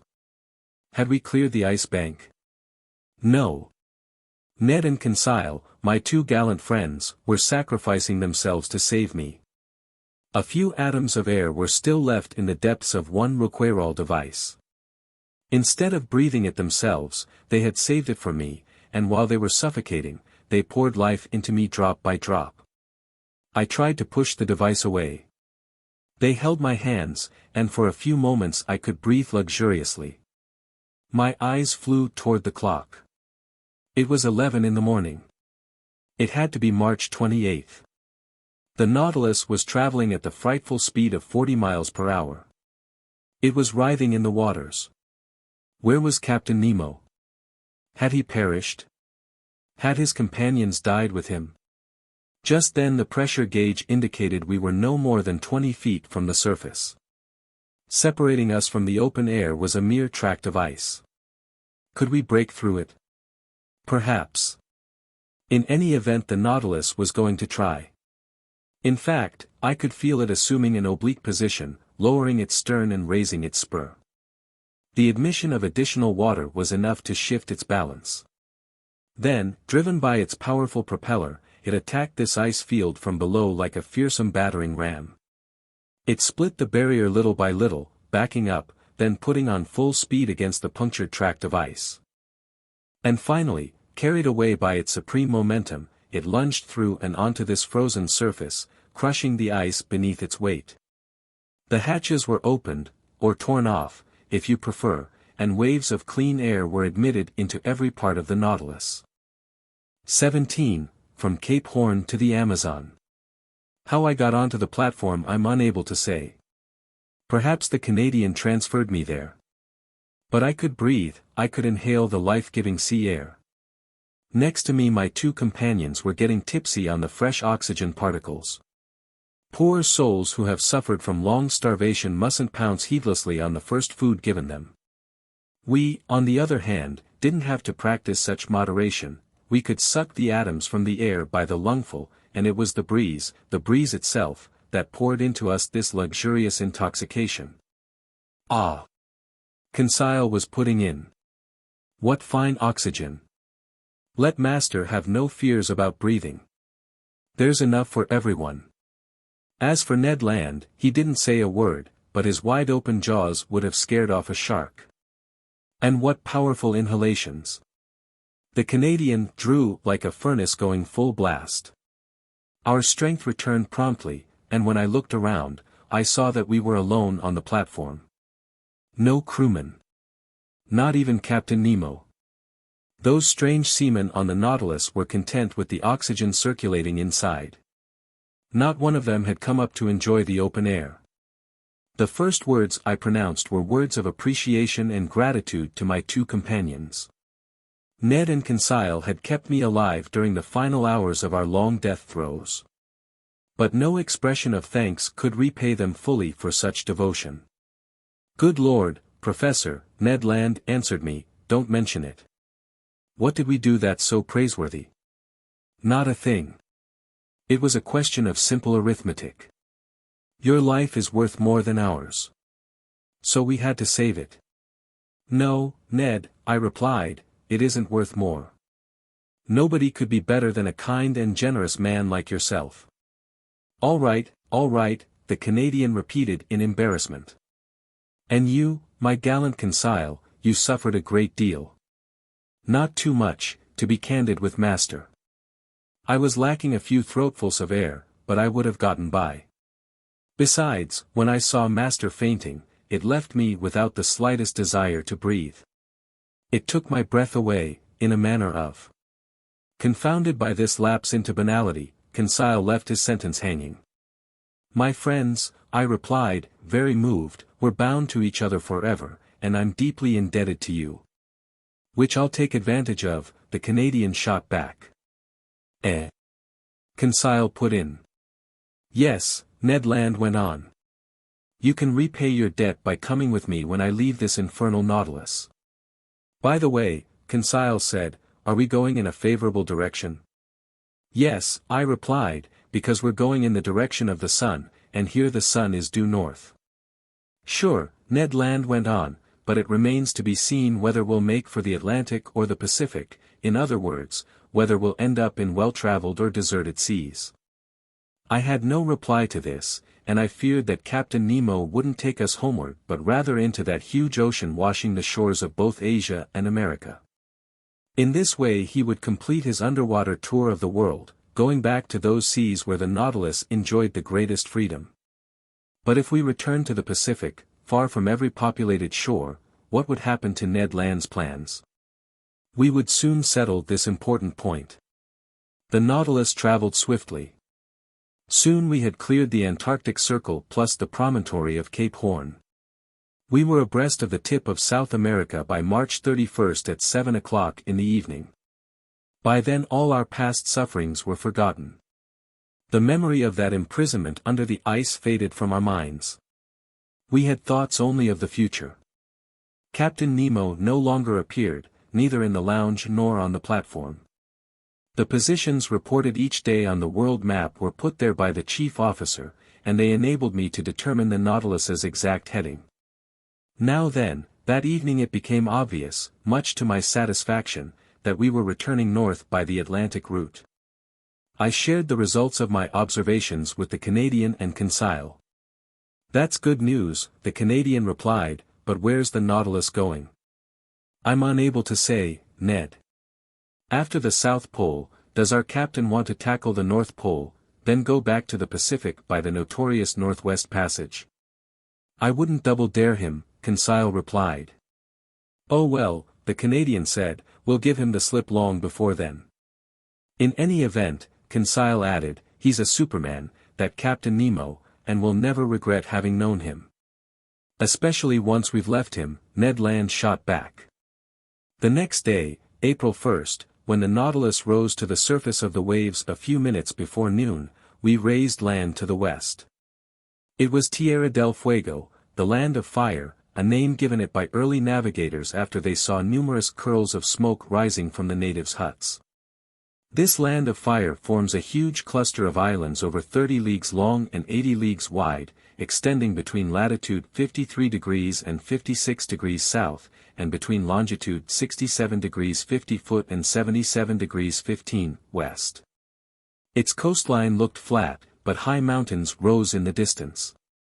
I even thought I glimpsed into Sarmiento, whose elevation is 2,070 meters above sea level, a pyramid-shaped block of shale with a very sharp summit, which, depending on whether it's clear or veiled in vapor, predicts fair weather or foul, as Ned Land told me. "A first-class barometer, my friend." "Yes, sir, a natural barometer that didn't let me down when I navigated the narrows of the Strait of Magellan." Just then its peak appeared before us, standing out distinctly against the background of the skies. This forecast fair weather. And so it proved. Going back under the waters, the Nautilus drew near the coast, cruising along it for only a few miles. Through the lounge windows I could see long creepers and gigantic fucus plants, bulb-bearing seaweed of which the open sea at the pole had revealed a few specimens. With their smooth, viscous filaments, they measured as much as 300 meters long. Genuine cables more than an inch thick and very tough, they're often used as mooring lines for ships. Another weed, known by the name velp and boasting 4-foot leaves, was crammed into the coral concretions and carpeted the ocean floor. It served as both nest and nourishment for myriads of crustaceans and mollusks, for crabs and cuttlefish. Here seals and otters could indulge in a sumptuous meal, mixing meat from fish with vegetables from the sea, like the English with their Irish stews. The Nautilus passed over these lush, luxuriant depths with tremendous speed. Near evening it approached the Falkland Islands, whose rugged summits I recognized the next day. The sea was of moderate depth. So not without good reason, I assumed that these two islands, plus the many islets surrounding them, used to be part of the Magellan coastline.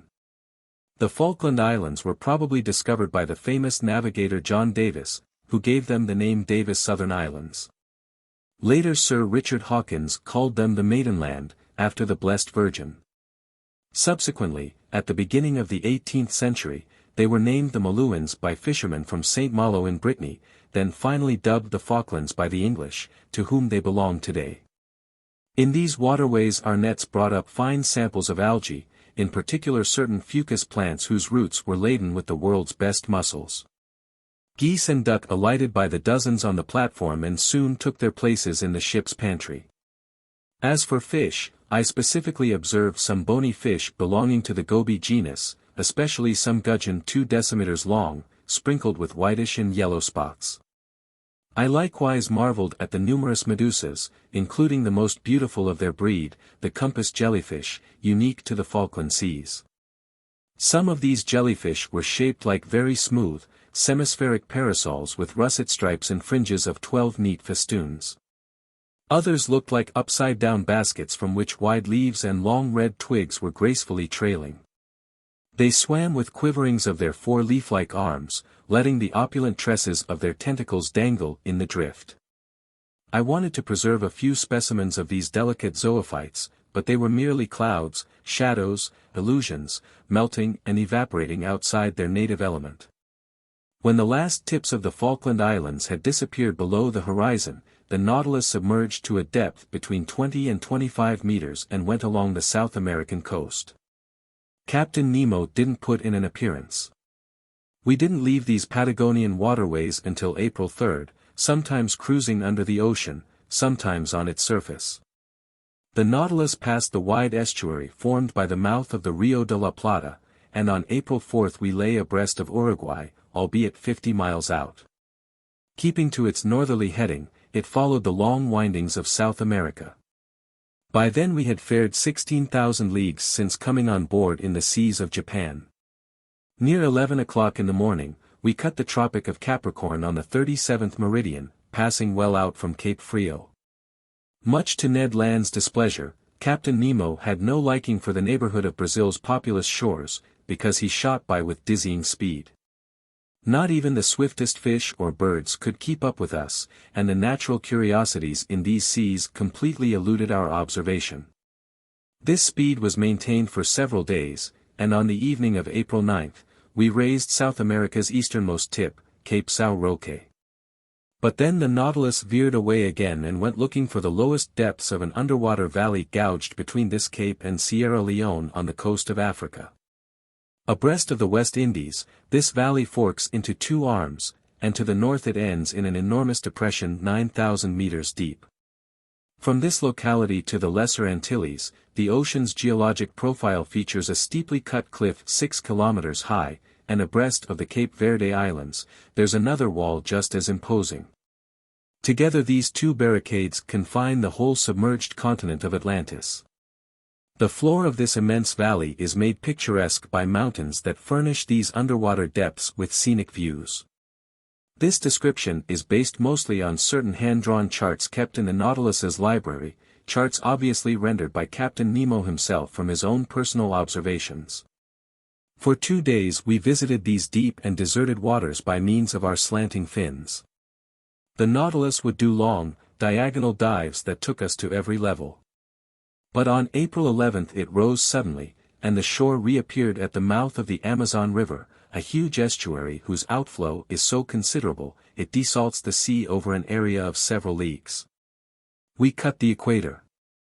20 miles to the west lay Guiana, French territory where we could easily have taken refuge. But the wind was blowing a strong gust, and the furious billows would not allow us to face them in a mere skiff. No doubt Ned Land understood this because he said nothing to me. For my part, I made no allusion to his escape plans because I didn't want to push him into an attempt that was certain to misfire. I was readily compensated for this delay by fascinating research. During those 2 days of April 11th to 12th, the Nautilus didn't leave the surface of the sea, and its trawl brought up a simply miraculous catch of zoophytes, fish, and reptiles. Some zoophytes were dredged up by the chain of our trawl. Most were lovely sea anemone belonging to the family Actinidia, including among other species, the Fictulus protexta, native to this part of the ocean, a small cylindrical trunk adorned with vertical lines, mottled with red spots, and crowned by a wondrous blossoming of tentacles. As for mollusks, they consisted of exhibits I had already observed, turret snails, olive shells of the tent olive species with neatly intersecting lines and russet spots standing out sharply against a flesh-colored background. Fanciful spider conchs that looked like petrified scorpions, transparent glass snails, argonauts, some highly edible cuttlefish, and certain species of squid that the naturalists of antiquity classified with the flying fish, which are used chiefly as bait for catching cod. As for the fish in these waterways, I noted various species that I hadn't yet had the opportunity to study.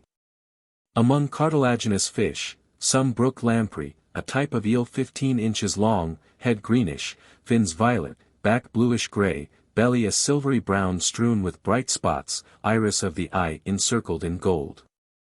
Unusual animals that the Amazon's current must have swept out to sea because their natural habitat is fresh water. Stingrays, the snout pointed, the tail long, slender, and armed with an extensive jagged sting, small 1-meter sharks with gray and whitish hides, their teeth arranged in several backward curving rows, fish commonly known by the name carpet shark. Batfish, a sort of reddish isosceles triangle half a meter long, whose pectoral fins are attached by fleshy extensions that make these fish look like bats, although an appendage made of horn, located near the nostrils, earns them the nickname of sea unicorns.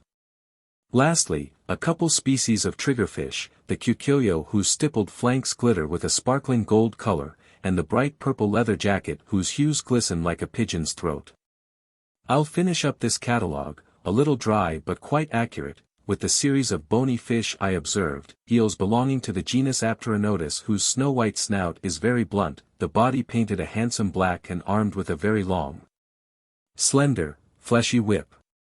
Long sardines from the genus Odontognathus, like 3-decimeter pike, shining with a bright silver glow, Guaranian mackerel furnished with 2 anal fins. Black-tinted rudderfish that you catch by using torches, fish measuring 2 meters and boasting white, firm, plump meat that, when fresh, tastes like eel, when dried, like smoked salmon. Semi-red wrasse sporting scales only at the bases of their dorsal and anal fins, grunts on which gold and silver mingle their luster with that of ruby and topaz. Yellow-tailed gilthead whose flesh is extremely dainty and whose phosphorescent properties give them away in the midst of the waters, porgies tinted orange, with slender tongues, croakers with gold caudal fins, black surgeonfish. Four-eyed fish from Suriname, etc. This, etc., won't keep me from mentioning one more fish that Conseil, with good reason, will long remember. One of our nets had hauled up a type of very flat ray that weighed some 20 kilograms. With its tail cut off, it would have formed a perfect disc. It was white underneath and reddish on top, with big round spots of deep blue encircled in black, its hide quite smooth and ending in a double-lobed fin. Laid out on the platform, it kept struggling with convulsive movements, trying to turn over, making such efforts that its final lunge was about to flip it into the sea. But Conseil, being very possessive of his fish, rushed at it, and before I could stop him, he seized it with both hands. Instantly there he was, thrown on his back, legs in the air, his body half paralyzed, and yelling. "Oh, sir, sir! Will you help me?" For once in his life, the poor lad didn't address me in the third person. The Canadian and I sat him up. We massaged his contracted arms, and when he regained his 5 senses, that eternal classifier mumbled in a broken voice. Class of cartilaginous fish, order Chondropterygia with fixed gills, suborder Salacia, family Ragiiforma. Genus electric ray. Yes, my friend, I answered, it was an electric ray that put you in this deplorable state. Oh, master can trust me on this, Conseil shot back. I'll be revenged on that animal. How? I'll eat it. Which he did that same evening, but strictly as retaliation. Because, frankly, it tasted like leather. Poor Conseil had assaulted an electric ray of the most dangerous species, the cumana. Living in a conducting medium such as water, this bizarre animal can electrocute other fish from several meters away, so great is the power of its electric organ, an organ whose 2 chief surfaces measure at least 27 square feet.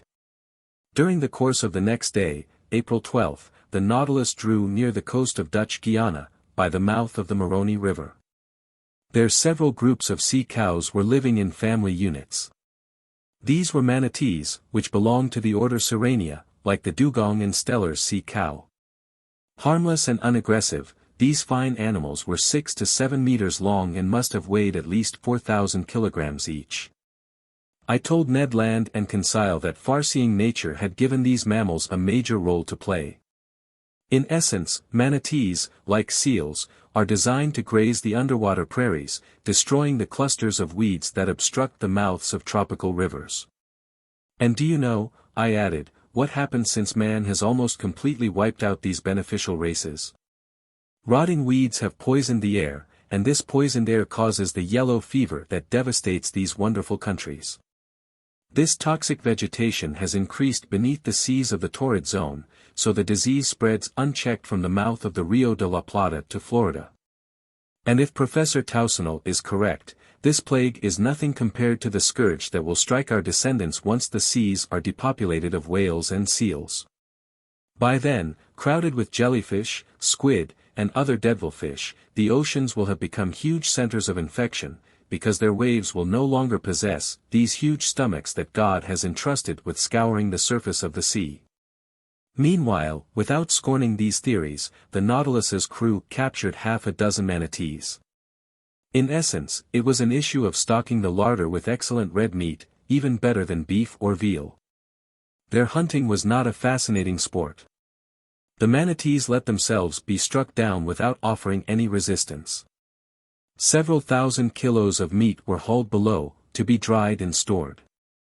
The same day an odd fishing practice further increased the Nautilus's stores, so full of game were these seas.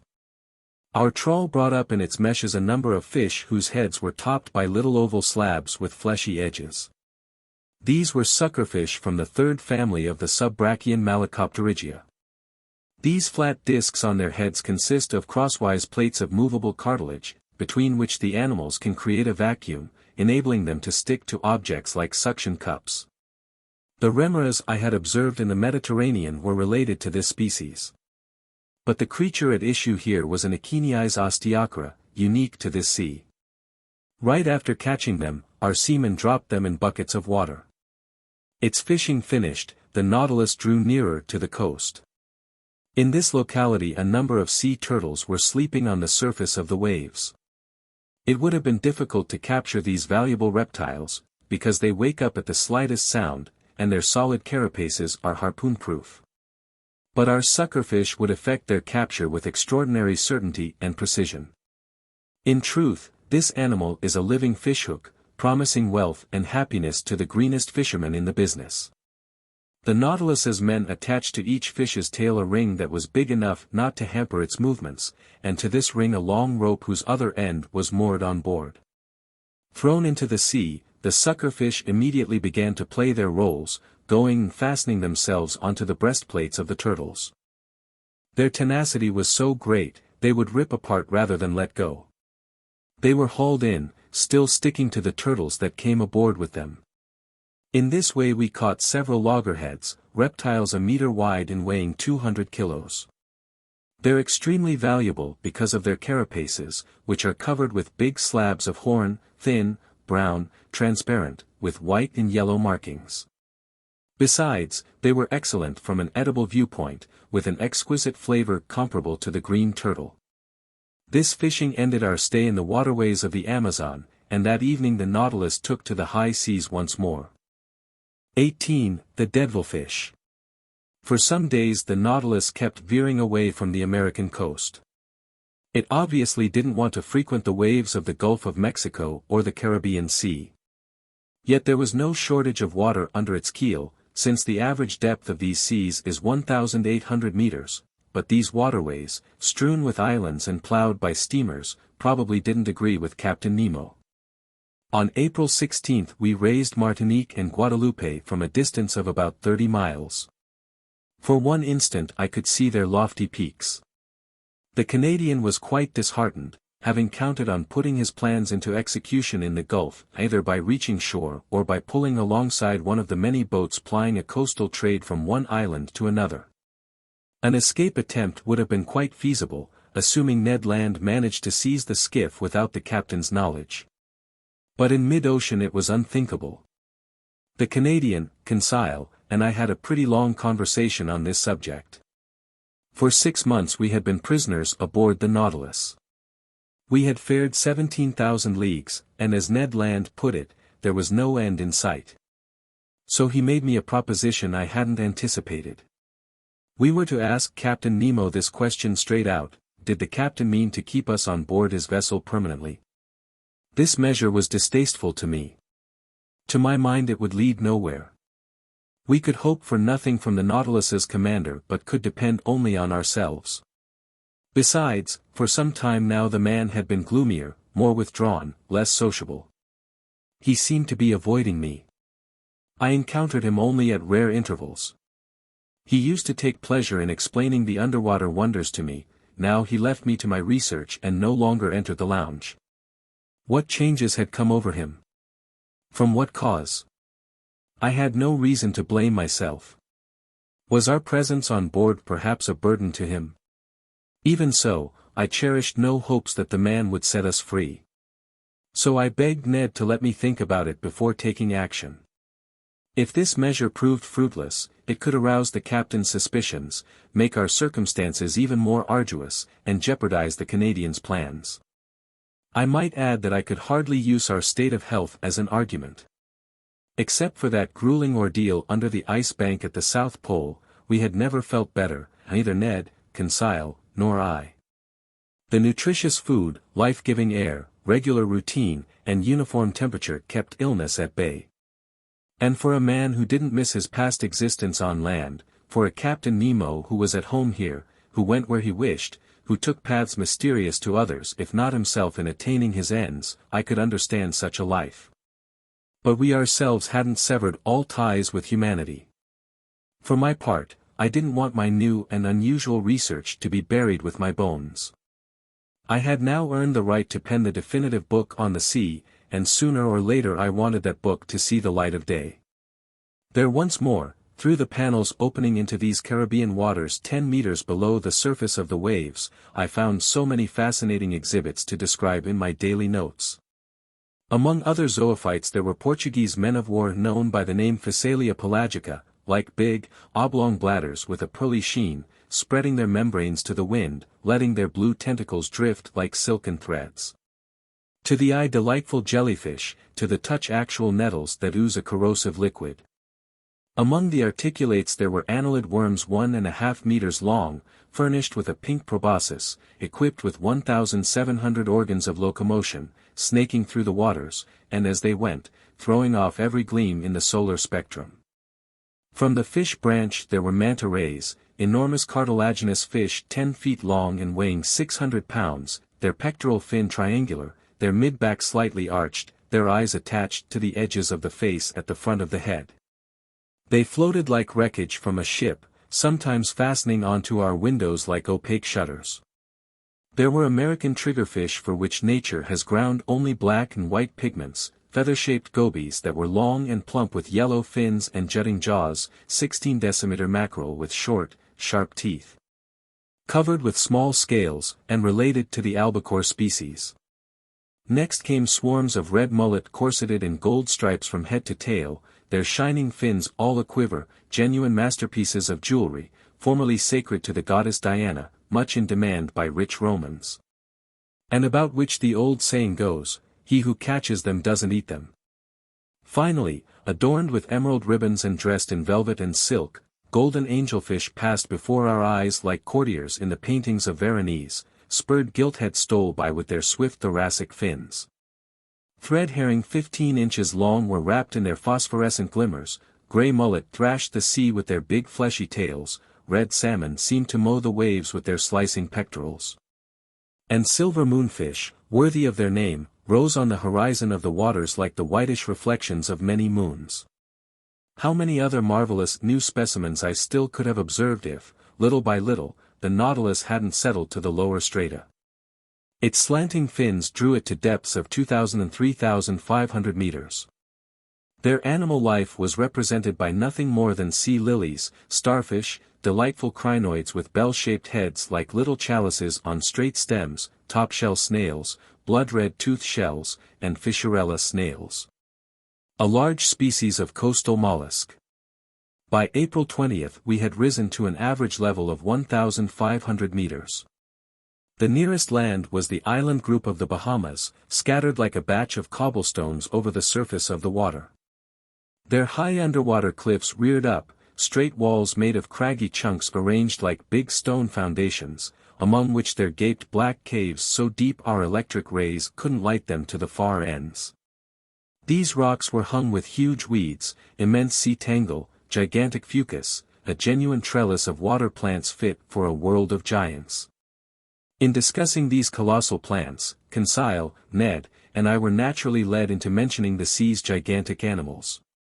The former were obviously meant to feed the latter. However, through the windows of our almost motionless Nautilus, I could see nothing among these long filaments other than the chief articulates of the division Brachyura, long-legged spider crabs, violet crabs, and sponge crabs unique to the waters of the Caribbean. It was about 11 o'clock when Ned Land drew my attention to a fearsome commotion out in this huge seaweed. "Well," I said, "these are real devilfish caverns, and I wouldn't be surprised to see some of those monsters hereabouts." "What?" Conseil put in. "Squid, ordinary squid from the class Cephalopoda." "No," I said, "devilfish of large dimensions." "But friend Land is no doubt mistaken, because I don't see a thing." "That's regrettable," Conseil answered. "I'd like to come face to face with one of those devilfish I've heard so much about, which can drag ships down into the depths. Those beasts go by the name of crake." "Fake is more like it," the Canadian replied sarcastically. "Krakens." Conseil shot back, finishing his word without wincing at his companion's witticism. "Nobody will ever make me believe," Ned Land said, "that such animals exist." "Why not?" Conseil replied. "We sincerely believed in Master's narwhal." "We were wrong, Conseil." "No doubt, but there are others with no doubts who believe to this day." "Probably, Conseil. But as for me, I'm bound and determined not to accept the existence of any such monster till I've dissected it with my own 2 hands. "Yet," Conseil asked me, "doesn't Master believe in gigantic devilfish?" "Yikes! Who in Hades ever believed in them?" the Canadian exclaimed. "Many people, Ned my friend," I said. "No fishermen. Scientists maybe." "Pardon me, Ned. Fishermen and scientists." "Why, I to whom you speak," Conseil said with the world's straightest face, "I recall perfectly seeing a large boat dragged under the waves by the arms of a cephalopod." "You saw that?" the Canadian asked. "Yes, Ned." "With your own 2 eyes?" "With my own 2 eyes." "Where, may I ask?" "In St. Malo," Conseil returned unflappably. "In the harbor?" Ned Land said sarcastically. "No, in a church," Conseil replied. "In a church," the Canadian exclaimed. "Yes, Ned my friend. It had a picture that portrayed the devilfish in question." "Oh good!"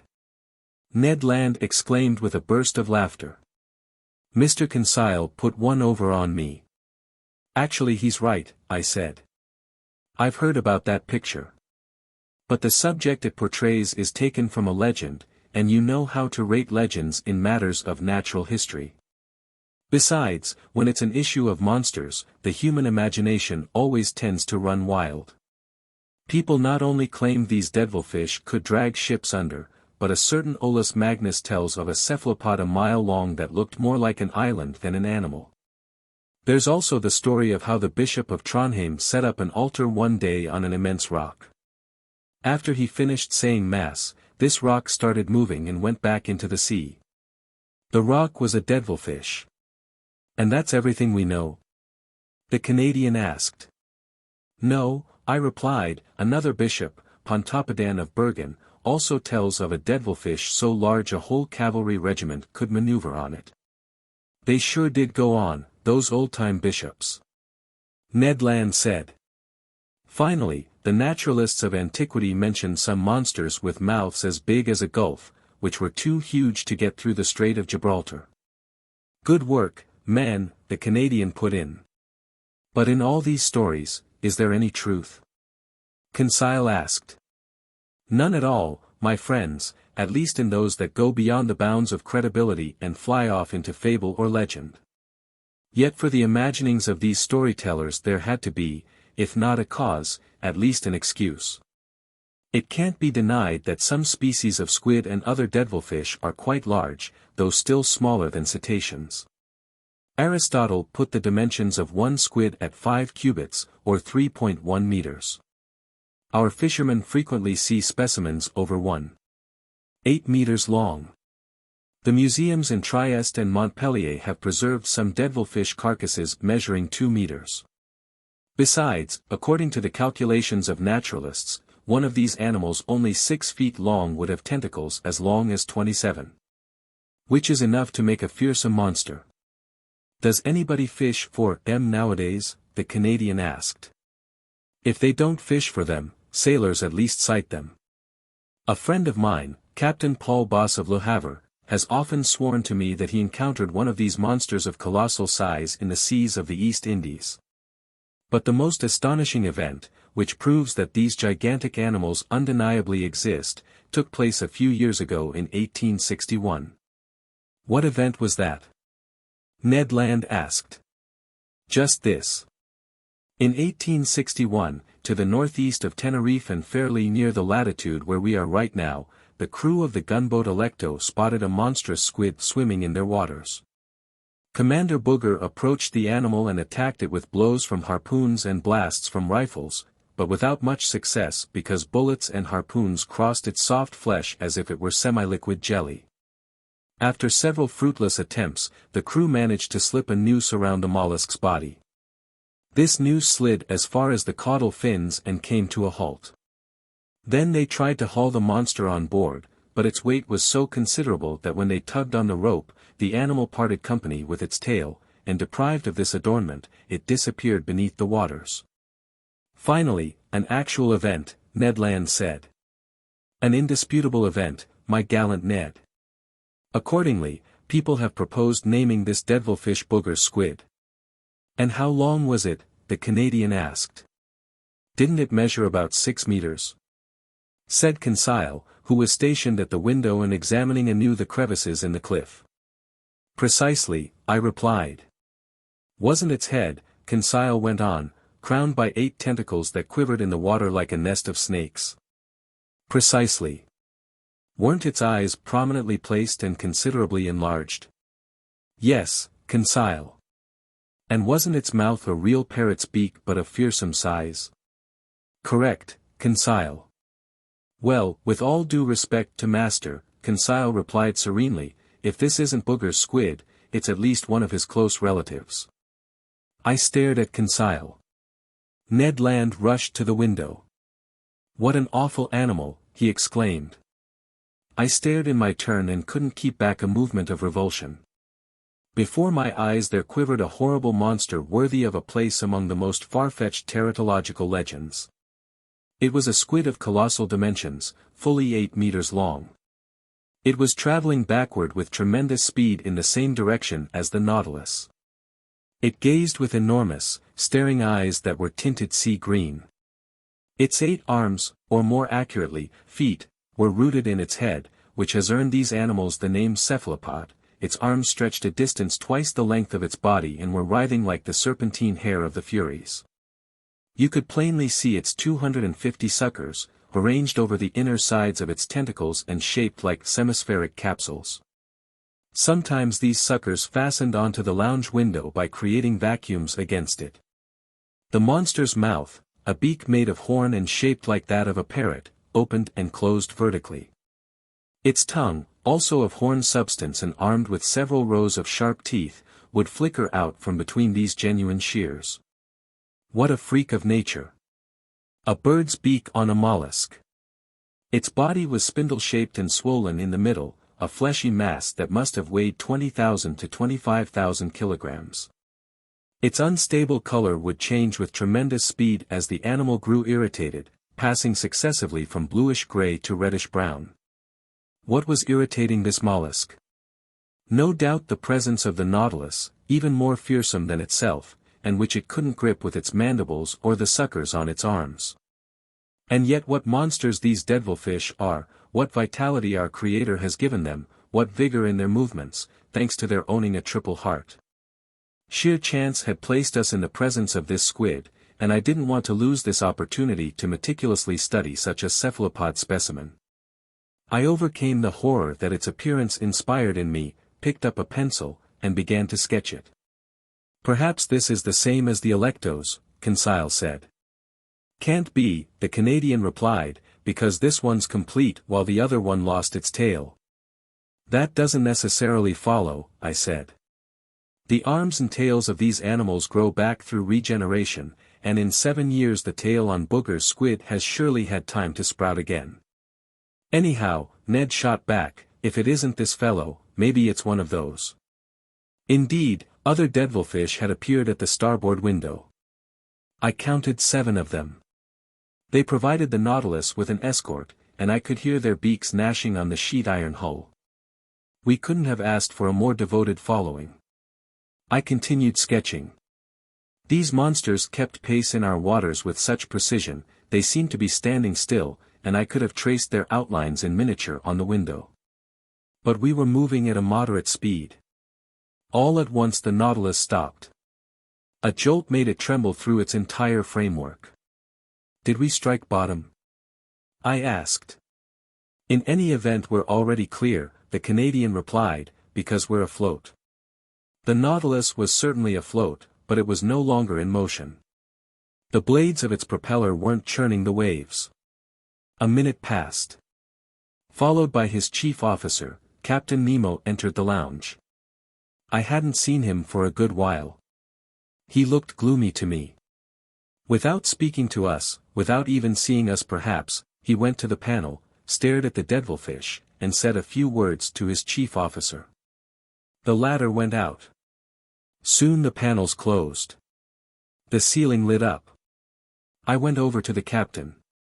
An unusual assortment of devilfish, I told him, as carefree as a collector in front of an aquarium.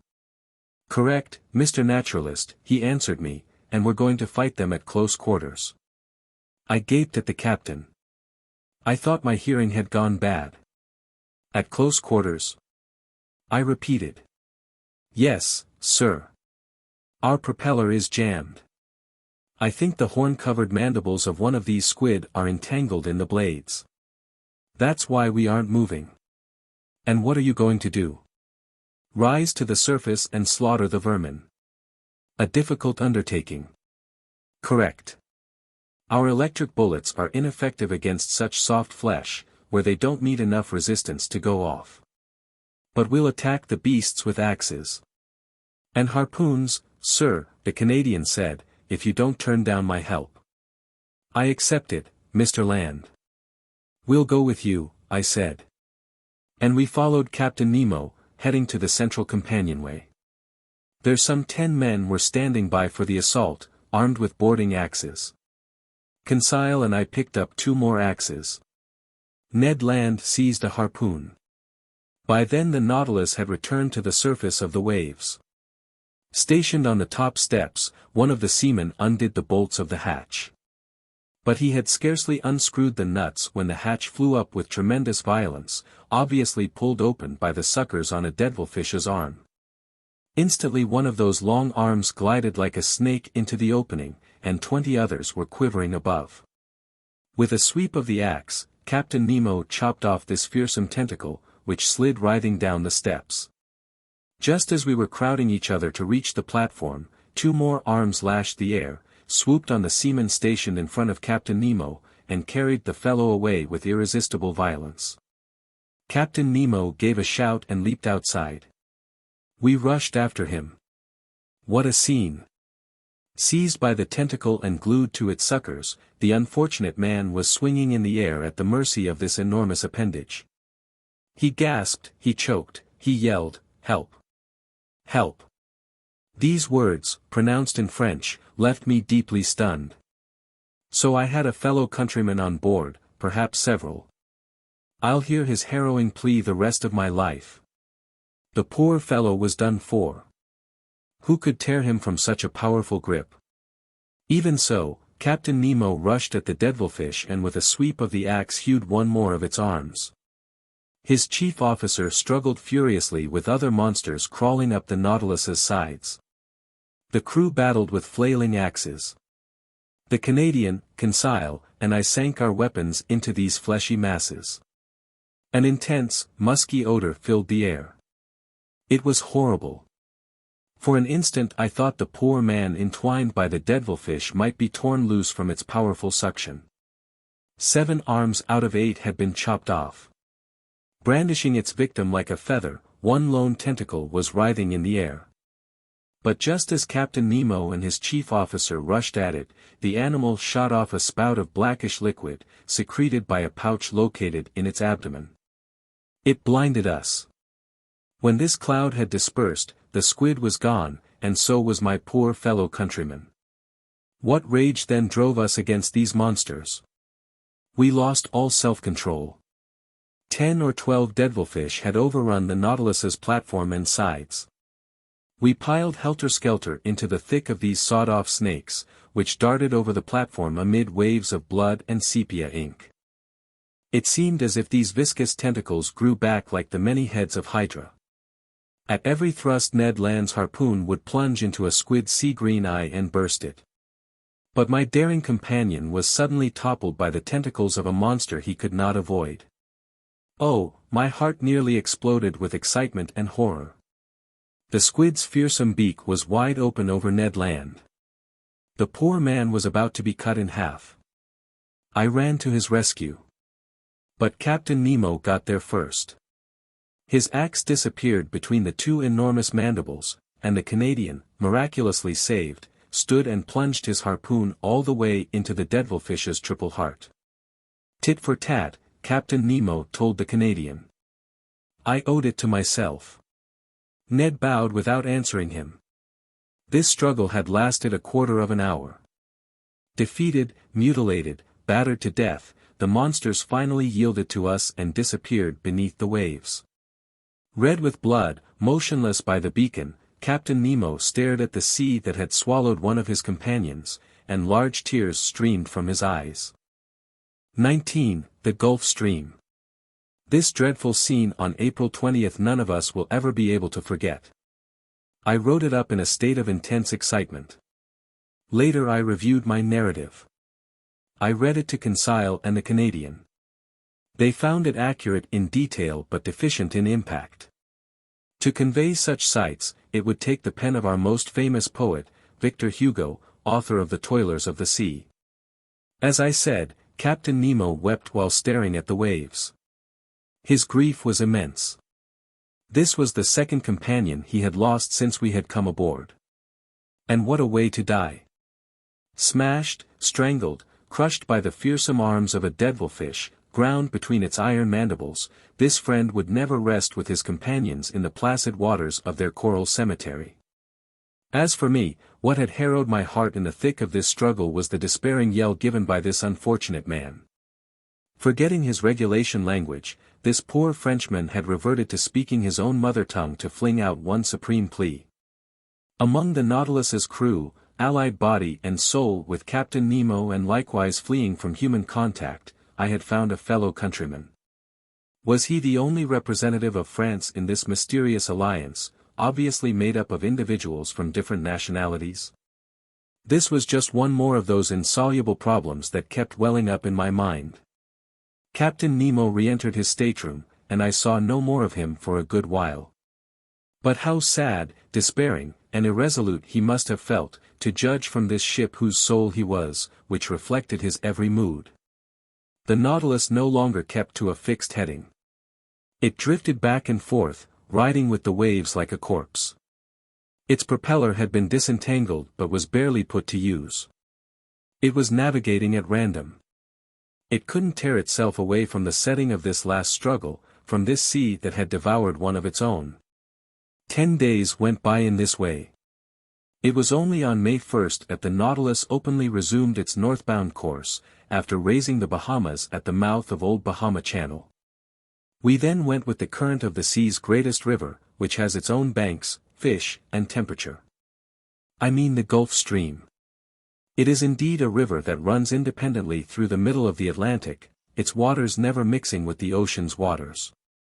It's a salty river, salter than the sea surrounding it. Its average depth is 3,000 feet, its average width 60 miles.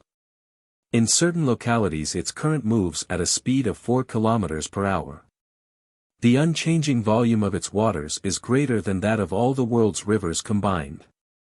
As discovered by Commander Maury, the true source of the Gulf Stream, its starting point, if you prefer, is located in the Bay of Biscay. There its waters, still weak in temperature and color, begin to form. It goes down south, skirts equatorial Africa, warms its waves in the rays of the torrid zone, crosses the Atlantic, reaches Cape São Roque on the coast of Brazil, and forks into two branches. One going to the Caribbean Sea for further saturation with heat particles. Then, entrusted with restoring the balance between hot and cold temperatures and with mixing tropical and northern waters, the Gulf Stream begins to play its stabilizing role. Attaining a white heat in the Gulf of Mexico, it heads north up the American coast, advances as far as Newfoundland, swerves away under the thrust of a cold current from the Davis Strait, and resumes its ocean course by going along a great circle of the Earth on a rum line. It then divides into two arms near the 43rd parallel, one, helped by the northeast trade winds, returns to the Bay of Biscay and the Azores. The other washes the shores of Ireland and Norway with lukewarm water, goes beyond Spitsbergen, where its temperature falls to 4 degrees centigrade, and fashions the open sea at the pole. It was on this oceanic river that the Nautilus was then navigating. Leaving Old Bahama Channel, which is 14 leagues wide by 350 meters deep, the Gulf Stream moves at the rate of 8 kilometers per hour. Its speed steadily decreases as it advances northward, and we must pray that this steadiness continues, because, as experts agree, if its speed and direction were to change, the climates of Europe would undergo disturbances whose consequences are incalculable. Near noon I was on the platform with Conseil. I shared with him the relevant details on the Gulf Stream. When my explanation was over, I invited him to dip his hands into its current. Conseil did so, and he was quite astonished to experience no sensation of either hot or cold. That comes, I told him, from the water temperature of the Gulf Stream, which, as it leaves the Gulf of Mexico, is barely different from your blood temperature. This Gulf Stream is a huge heat generator that enables the coasts of Europe to be decked in eternal greenery. And if Commander Maury is correct, were one to harness the full warmth of this current, it would supply enough heat to keep molten a river of iron solder as big as the Amazon or the Missouri. Just then the Gulf Stream speed was 2.25 meters per second. So distinct is its current from the surrounding sea, its confined waters stand out against the ocean and operate on a different level from the colder waters. Murky as well, and very rich in saline material, their pure indigo contrasts with the green waves surrounding them. Moreover, their line of demarcation is so clear that abreast of the Carolinas, the Nautilus's spur cut the waves of the Gulf Stream while its propeller was still churning those belonging to the ocean. This current swept along with it a whole host of moving creatures. Argonauts, so common in the Mediterranean, voyaged here in schools of large numbers. Among cartilaginous fish, the most remarkable were rays whose ultra-slender tails made up nearly a third of the body, which was shaped like a huge diamond 25 feet long. Then little 1-meter sharks, the head large, the snout short and rounded, the teeth sharp and arranged in several rows, the body seemingly covered with scales. Among bony fish, I noted grizzled wrasse unique to these seas, deep-water gilthead whose iris has a fiery gleam, 1-meter croakers whose large mouths bristle with small teeth and which let out thin cries. Black rudderfish like those I've already discussed, blue dorados accented with gold and silver, rainbow-hued parrotfish that can rival the loveliest tropical birds in coloring, banded blennies with triangular heads, bluish flounder without scales. Toadfish covered with a crosswise yellow band in the shape of a Greek T, swarms of little freckled gobies stippled with brown spots, lungfish with silver heads and yellow tails, various specimens of salmon. Mullet with slim figures and a softly glowing radiance that Lacepede dedicated to the memory of his wife, and finally the American cavalla, a handsome fish decorated by every honorary order, bedizened with their every ribbon. Frequenting the shores of this great nation where ribbons and orders are held in such low esteem. I might add that during the night, the Gulf Stream's phosphorescent waters rivaled the electric glow of our beacon, especially in the stormy weather that frequently threatened us. On May 8, while abreast of North Carolina, we were across from Cape Hatteras once more. There the Gulf Stream is 75 miles wide and 210 meters deep. The Nautilus continued to wander at random. Seemingly, all supervision had been jettisoned. Under these conditions I admit that we could easily have gotten away. In fact, the populous shores offered ready refuge everywhere.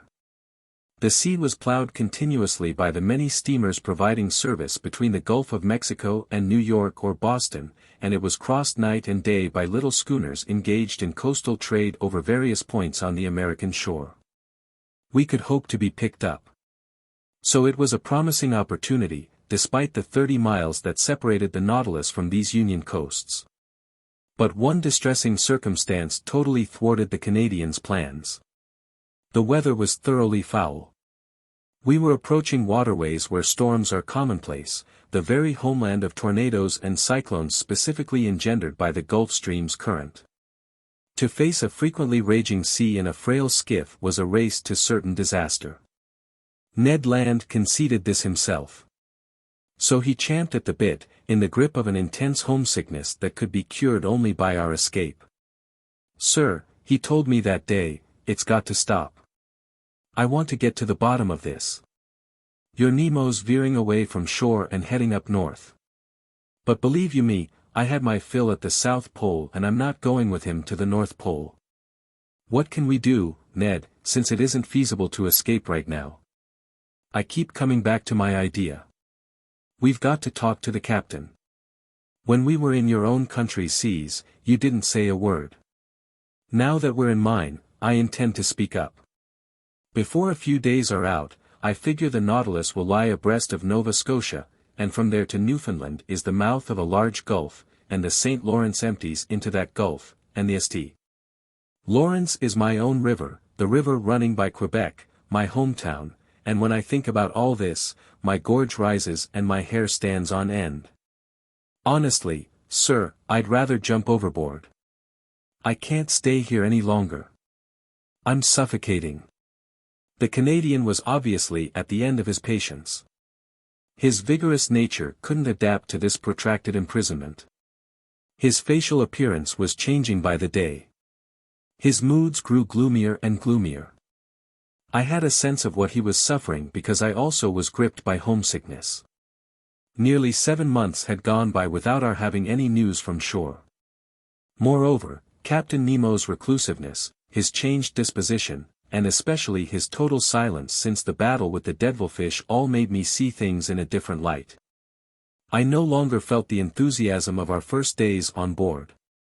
You needed to be Flemish like Conseil to accept these circumstances, living in a habitat designed for cetaceans and other denizens of the deep. Truly, if that gallant lad had owned gills instead of lungs, I think he would have made an outstanding fish. "Well, sir," Ned Land went on, seeing that I hadn't replied. "Well, Ned, you want me to ask Captain Nemo what he intends to do with us?" "Yes, sir." "Even though he has already made that clear?" "Yes. I want it settled once and for all. Speak just for me, strictly on my behalf, if you want. But I rarely encounter him. He positively avoids me. All the more reason you should go look him up." "I'll confer with him, Ned." "When?" the Canadian asked insistently. "When I encounter him. Professor Aronnax, would you like me to go find him myself?" "No, let me do it. Tomorrow." "Today," Ned Land said. "So be it. I'll see him today," I answered the Canadian, who, if he took action himself, would certainly have ruined everything. I was left to myself. His request granted, I decided to dispose of it immediately. I like things over and done with. I re-entered my stateroom. From there I could hear movements inside Captain Nemo's quarters. I couldn't pass up this chance for an encounter. I knocked on his door. I received no reply. I knocked again, then tried the knob. The door opened. I entered. The captain was there. He was bending over his work table and hadn't heard me. Determined not to leave without questioning him, I drew closer. He looked up sharply, with a frowning brow, and said in a pretty stern tone. "Oh, it's you. What do you want?" "To speak with you, Captain." "But I'm busy, sir, I'm at work."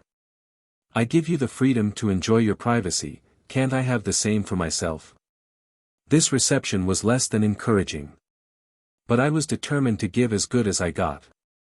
"Sir," I said coolly, "I need to speak with you on a matter that simply can't wait." "Whatever could that be, sir?" he replied sarcastically. "Have you made some discovery that has escaped me? Has the sea yielded up some novel secret to you?" We were miles apart. But before I could reply, he showed me a manuscript open on the table and told me in a more serious tone. "Here, Professor Aronnax, is a manuscript written in several languages. It contains a summary of my research under the sea, and God willing, it won't perish with me. Signed with my name, complete with my life story, this manuscript will be enclosed in a small, unsinkable contrivance.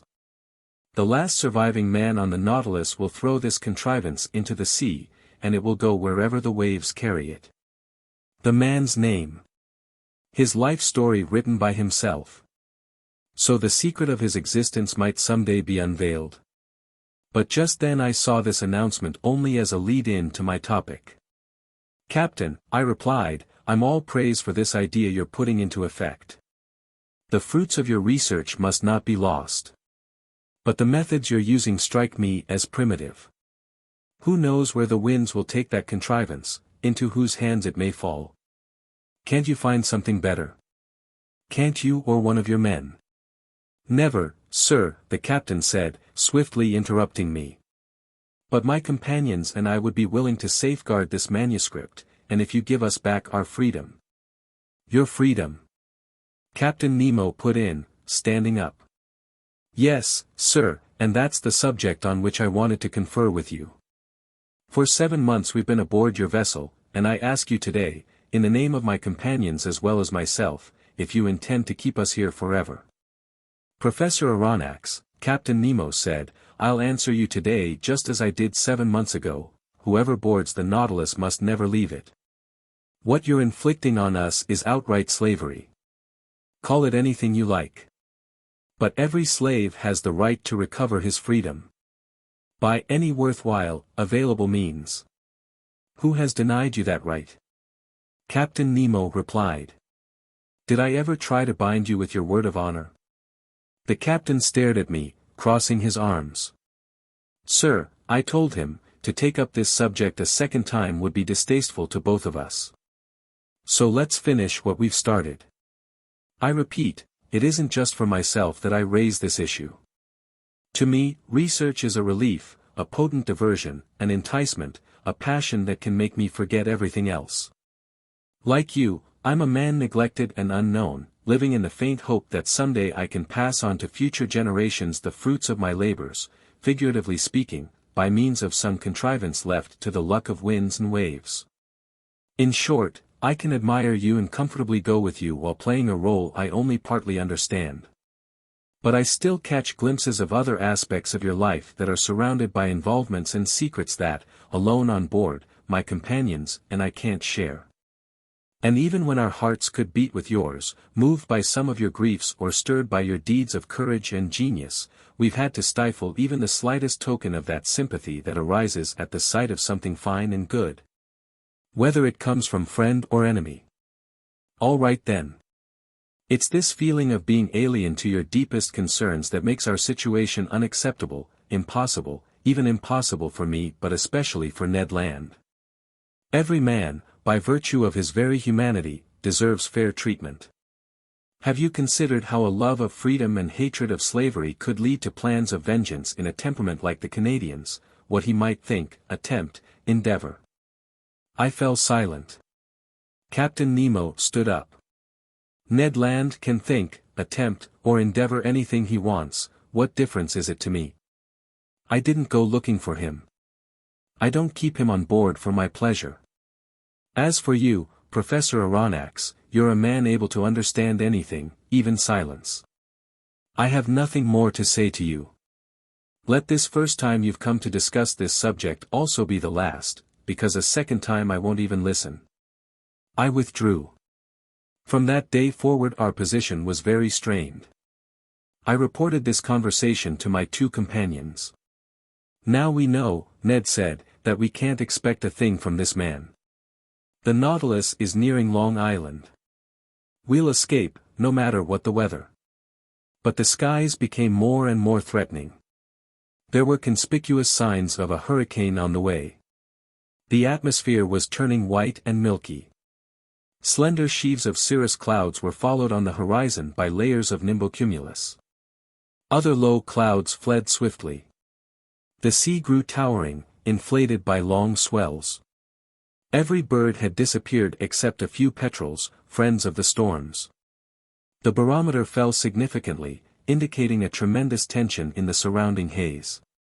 The mixture in our storm glass decomposed under the influence of the electricity charging the air. A struggle of the elements was approaching. The storm burst during the daytime of May 13th, just as the Nautilus was cruising abreast of Long Island, a few miles from the Narrows to Upper New York Bay. I'm able to describe this struggle of the elements because Captain Nemo didn't flee into the ocean depths. Instead, from some inexplicable whim, he decided to brave it out on the surface. The wind was blowing from the southwest, initially a stiff breeze, in other words, with a speed of 15 meters per second, which built to 25 meters near 3 o'clock in the afternoon. This is the figure for major storms. Unshaken by these squalls, Captain Nemo stationed himself on the platform. He was lashed around the waist to withstand the monstrous breakers foaming over the deck. I hoisted and attached myself to the same place, dividing my wonderment between the storm and this incomparable man who faced it head-on. The raging sea was swept with huge tattered clouds drenched by the waves. I saw no more of the small intervening billows that form in the troughs of the big crests. Just long, soot-colored undulations with crests so compact they didn't foam. They kept growing taller. They were spurring each other on. The Nautilus, sometimes lying on its side, sometimes standing on end like a mast, rolled and pitched frightfully. Near 5 o'clock a torrential rain fell, but it lulled neither wind nor sea. The hurricane was unleashed at a speed of 45 meters per second, hence almost 40 leagues per hour. Under these conditions houses topple, roof tiles puncture doors, iron railings snap in two, and 24-pounder cannons relocate. And yet in the midst of this turmoil, the Nautilus lived up to that saying of an expert engineer, "A well-constructed hull can defy any sea." This submersible was no resisting rock that waves could demolish. It was a steel spindle, obediently in motion, without rigging or masting, and able to brave their fury with impunity. Meanwhile I was carefully examining these unleashed breakers. They measured up to 15 meters in height over a length of 150 to 175 meters, and the speed of their propagation, half that of the wind, was 15 meters per second. Their volume and power increased with the depth of the waters. I then understood the role played by these waves, which trap air in their flanks and release it in the depths of the sea where its oxygen brings life. Their utmost pressure, it has been calculated, can build to 3,000 kilograms on every square foot of surface they strike. It was such waves in the Hebrides that repositioned a stone block weighing 84,000 pounds.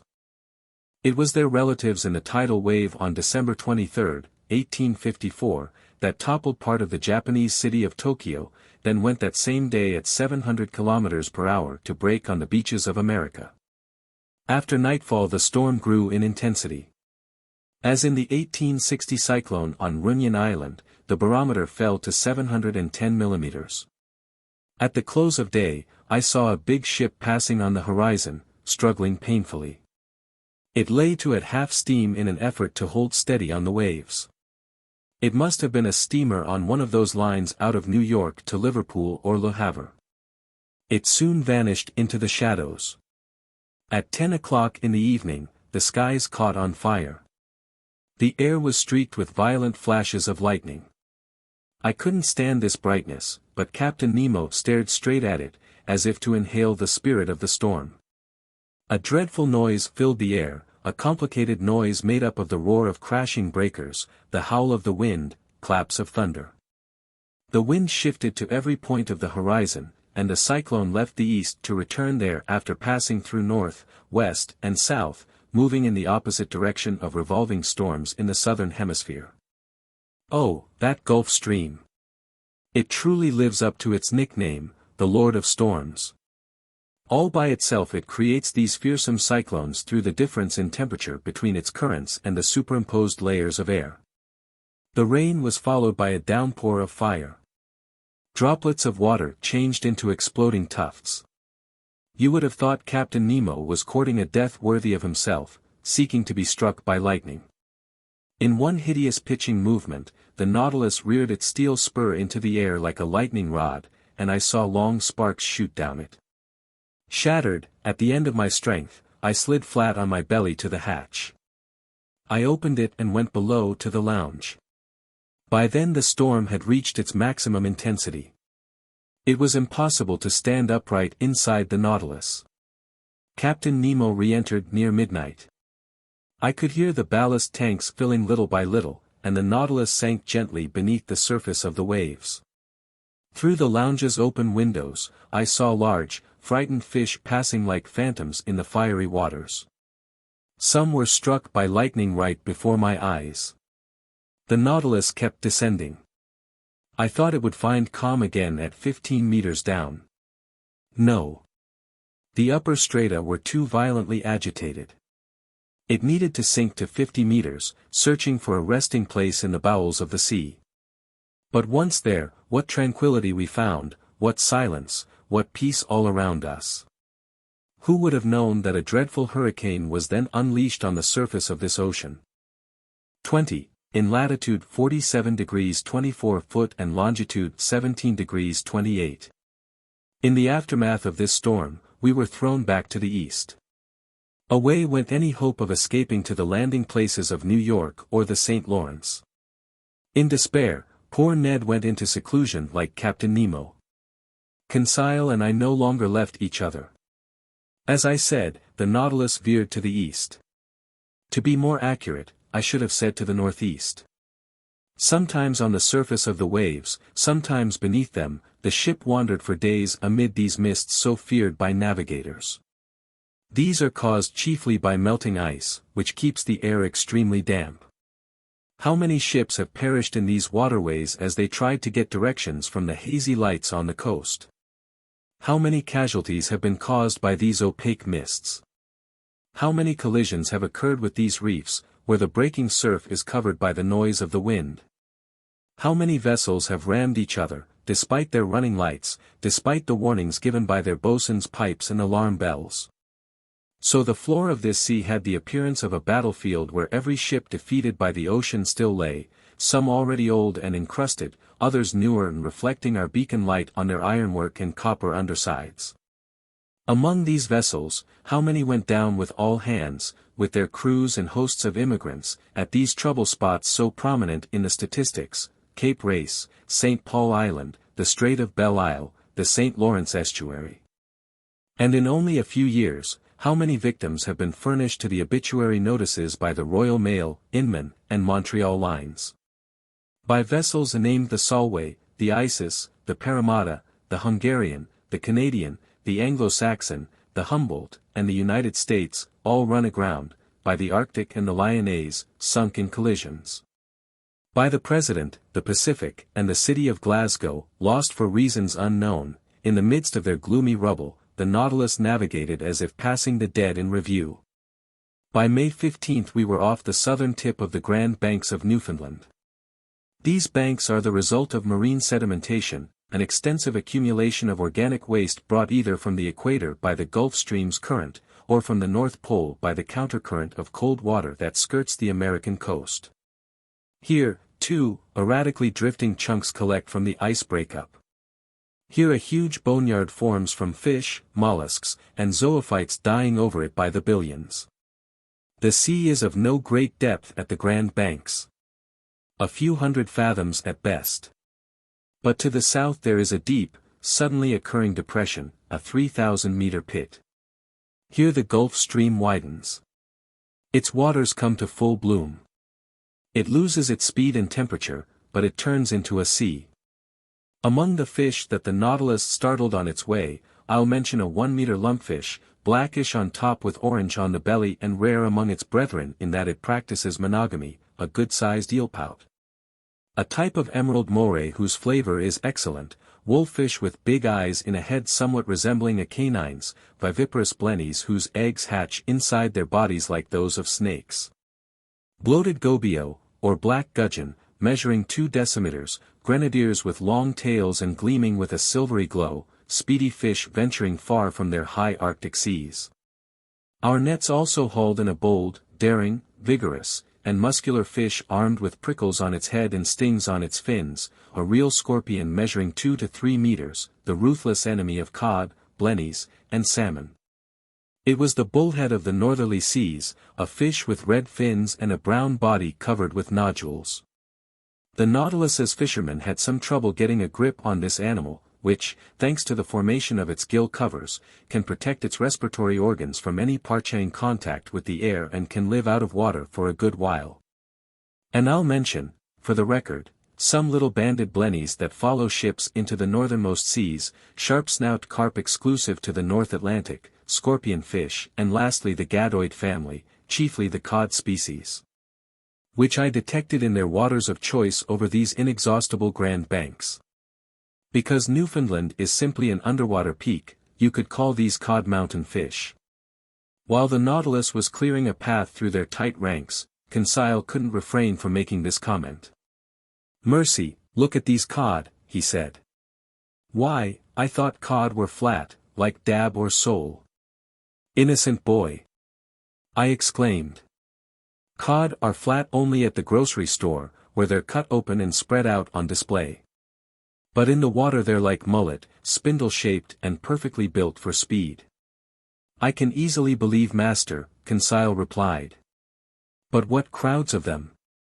What swarms! Bah! My friend, there'd be many more without their enemies, scorpion fish and human beings. Do you know how many eggs have been counted in a single female?" "I'll go all out," Conseil replied. 500,000. 11 million, my friend. 11 million. I refuse to accept that until I count them myself. "So count them, Conseil. But it would be less work to believe me.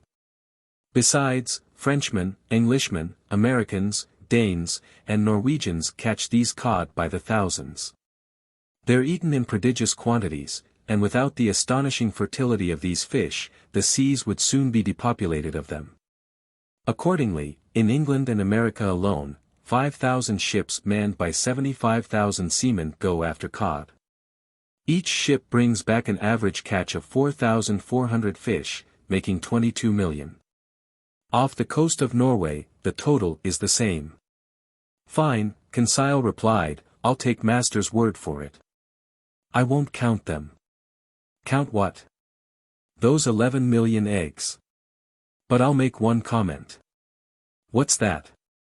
"If all their eggs hatched, just 4 codfish could feed England, America, and Norway." As we skimmed the depths of the Grand Banks, I could see perfectly those long fishing lines, each armed with 200 hooks, that every boat dangled by the dozens. The lower end of each line dragged the bottom by means of a small grappling iron, and at the surface it was secured to the buoy rope of a cork float. The Nautilus had to maneuver shrewdly in the midst of this underwater spiderweb. But the ship didn't stay long in these heavily traveled waterways. It went up to about latitude 42 degrees. This brought it abreast of St. John's in Newfoundland and Heart's Content, where the Atlantic cable reaches its end point. Instead of continuing north, the Nautilus took an easterly heading, as if to go along this plateau on which the telegraph cable rests, where multiple soundings have given the contours of the terrain with the utmost accuracy. It was on May 17, about 500 miles from Heart's Content and 2,800 meters down, that I spotted this cable lying on the seafloor. Conseil, whom I hadn't alerted, mistook it at first for a gigantic sea snake and was gearing up to classify it in his best manner. But I enlightened the fine lad and let him down gently by giving him various details on the laying of this cable. The first cable was put down during the years 1857 to 1858, but after transmitting about 400 telegrams, it went dead. In 1863 engineers built a new cable that measured 3,400 kilometers, weighed 4,500 metric tons, and was shipped aboard the Great Eastern. This attempt also failed. Now then, on May 25, while submerged to a depth of 3,836 meters, the Nautilus lay in precisely the locality where this second cable suffered the rupture that ruined the undertaking. It happened 638 miles from the coast of Ireland. At around 2 o'clock in the afternoon, all contact with Europe broke off. The electricians on board decided to cut the cable before fishing it up, and by 11 o'clock that evening they had retrieved the damaged part. They repaired the joint and its splice, then the cable was resubmerged. But a few days later it snapped again and couldn't be recovered from the ocean depths. These Americans refused to give up. The daring Cyrus Field, who had risked his whole fortune to promote this undertaking, called for a new bond issue. It sold out immediately. Another cable was put down under better conditions. Its sheaves of conducting wire were insulated within a gutta-percha covering, which was protected by a padding of textile material enclosed in a metal sheath. The Great Eastern put back to sea on July 13, 1866. The operation proceeded apace. Yet there was one hitch. As they gradually unrolled this third cable, the electricians observed on several occasions that someone had recently driven nails into it, trying to damage its core. Captain Anderson, his officers, and the engineers put their heads together, then posted a warning that if the culprit were detected, he would be thrown overboard without a trial. After that, these villainous attempts were not repeated. By July 23 the Great Eastern was lying no farther than 800 kilometers from Newfoundland and it received telegraphed news from Ireland of an armistice signed between Prussia and Austria after the Battle of Sadowa. Through the mists on the 27th, it sighted the port of Heart's Content. The undertaking had ended happily, and in its first dispatch, young America addressed old Europe with these wise words so rarely understood: "Glory to God in the highest, and peace on earth to men of good will." I didn't expect to find this electric cable in mint condition, as it looked on leaving its place of manufacture. The long snake was covered with seashell rubble and bristling with foraminifera. A crust of caked gravel protected it from any mollusks that might bore into it. It rested serenely, sheltered from the sea's motions, under a pressure favorable to the transmission of that electric spark that goes from America to Europe in 32/100 of a second.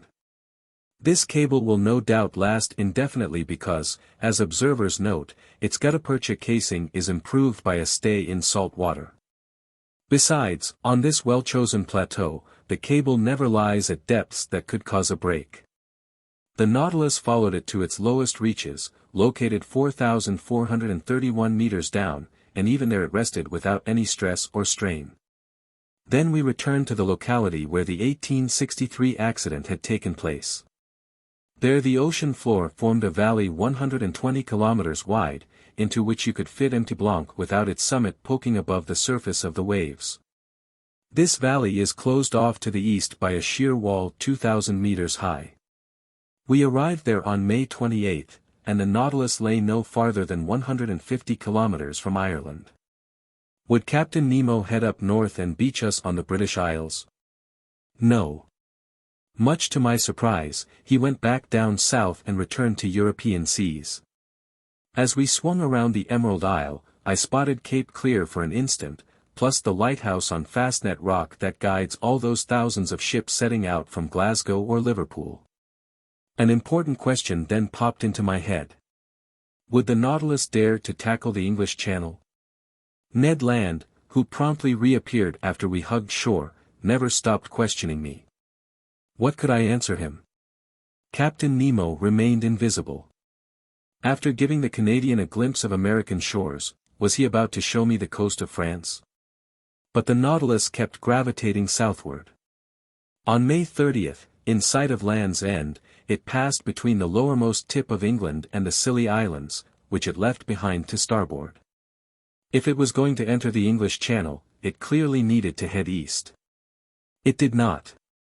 All day long on May 31st, the Nautilus swept around the sea in a series of circles that had me deeply puzzled. It seemed to be searching for a locality that it had some trouble finding. At noon Captain Nemo himself came to take our bearings. He didn't address a word to me. He looked gloomier than ever. What was filling him with such sadness? Was it our proximity to these European shores? Was he reliving his memories of that country he had left behind? If so, what did he feel? Remorse or regret? For a good while these thoughts occupied my mind, and I had a hunch that fate would soon give away the captain's secrets. The next day, June 1st, the Nautilus kept to the same tack. It was obviously trying to locate some precise spot in the ocean.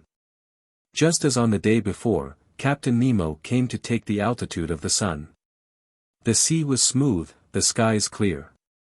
8 miles to the east, a big steamship was visible on the horizon line. No flag was flapping from the gaff of its fore and aft sail, and I couldn't tell its nationality.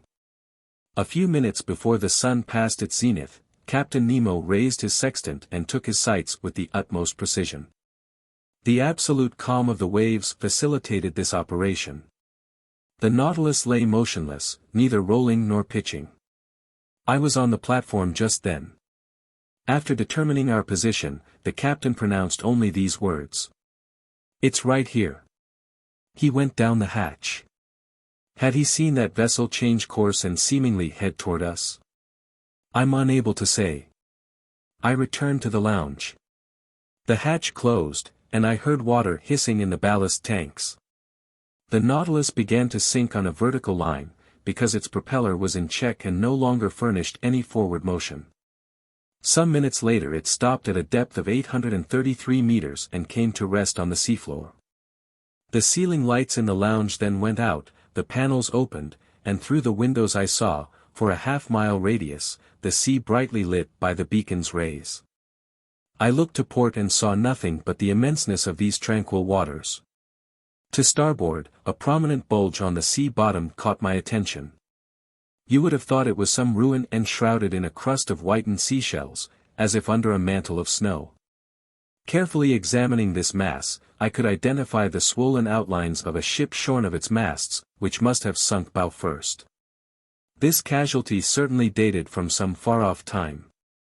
To be so caked with the limestone of these waters, this wreckage must have spent many a year on the ocean floor. What ship was this? Why had the Nautilus come to visit its grave? Was it something other than a maritime accident that had dragged this craft under the waters?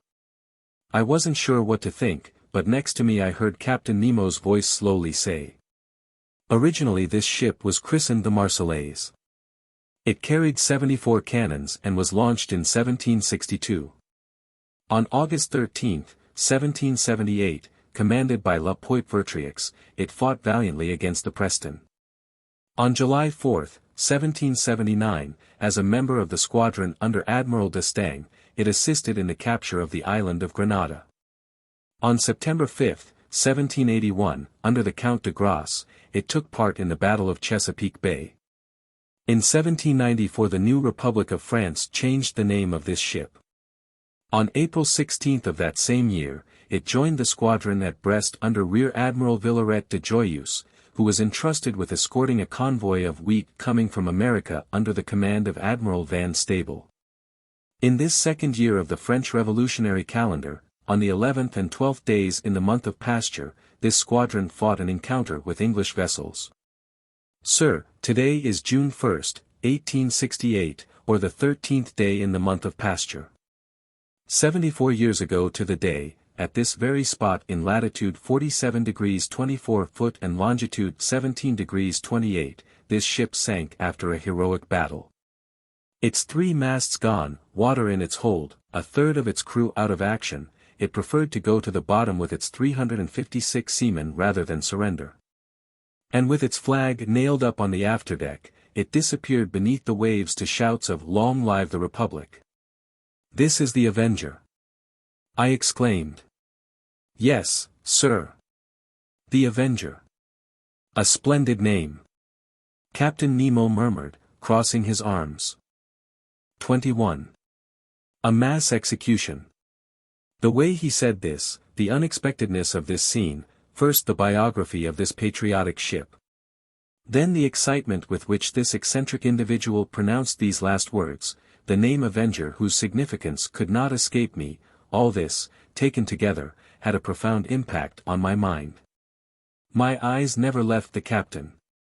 Hands outstretched toward the sea, he contemplated the proud wreck with blazing eyes. Perhaps I would never learn who he was, where he came from or where he was heading, but more and more I could see a distinction between the man and the scientist. It was no ordinary misanthropy that kept Captain Nemo and his companions sequestered inside the Nautilus's plating, but a hate so monstrous or so sublime that the passing years could never weaken it. Did this hate also hunger for vengeance? Time would soon tell. Meanwhile the Nautilus rose slowly to the surface of the sea, and I watched the Avenger's murky shape disappearing little by little. Soon a gentle rolling told me that we were afloat in the open air. Just then a hollow explosion was audible. I looked at the captain. The captain did not stir. "Captain?" I said. He didn't reply. I left him and climbed onto the platform. Conseil and the Canadian were already there. "What caused that explosion?" I asked. "A cannon going off," Ned Land replied. I stared in the direction of the ship I had spotted. It was heading toward the Nautilus, and you could tell it had put on steam. 6 miles separated it from us. "What sort of craft is it, Ned?" "From its rigging and its low masts," the Canadian replied, "I bet it's a warship. Here's hoping it pulls up and sinks this damned Nautilus." "Ned my friend," Conseil replied, "what harm could it do the Nautilus? Will it attack us under the waves? Will it cannonade us at the bottom of the sea? Tell me, Ned," I asked, "can you make out the nationality of that craft?" Creasing his brow, lowering his lids, and puckering the corners of his eyes, the Canadian focused the full power of his gaze on the ship for a short while. "No, sir," he replied. "I can't make out what nation it's from. It's flying no flag. But I'll swear it's a warship, because there's a long pennant streaming from the peak of its mainmast." For a quarter of an hour, we continued to watch the craft bearing down on us. But it was inconceivable to me that it had discovered the Nautilus at such a distance, still less that it knew what this underwater machine really was. Soon the Canadian announced that the craft was a big battleship, a double-decker ironclad complete with ram. Dark, dense smoke burst from its 2 funnels. Its furled sails merged with the lines of its yardarms. The gaff of its fore and aft sail flew no flag. Its distance still kept us from distinguishing the colors of its pennant, which was fluttering like a thin ribbon. It was coming on fast. If Captain Nemo let it approach, a chance for salvation might be available to us. "Sir," Ned Land told me, "if that boat gets within a mile of us, I'm jumping overboard, and I suggest you follow suit." I didn't reply to the Canadian's proposition but kept watching the ship, which was looming larger on the horizon.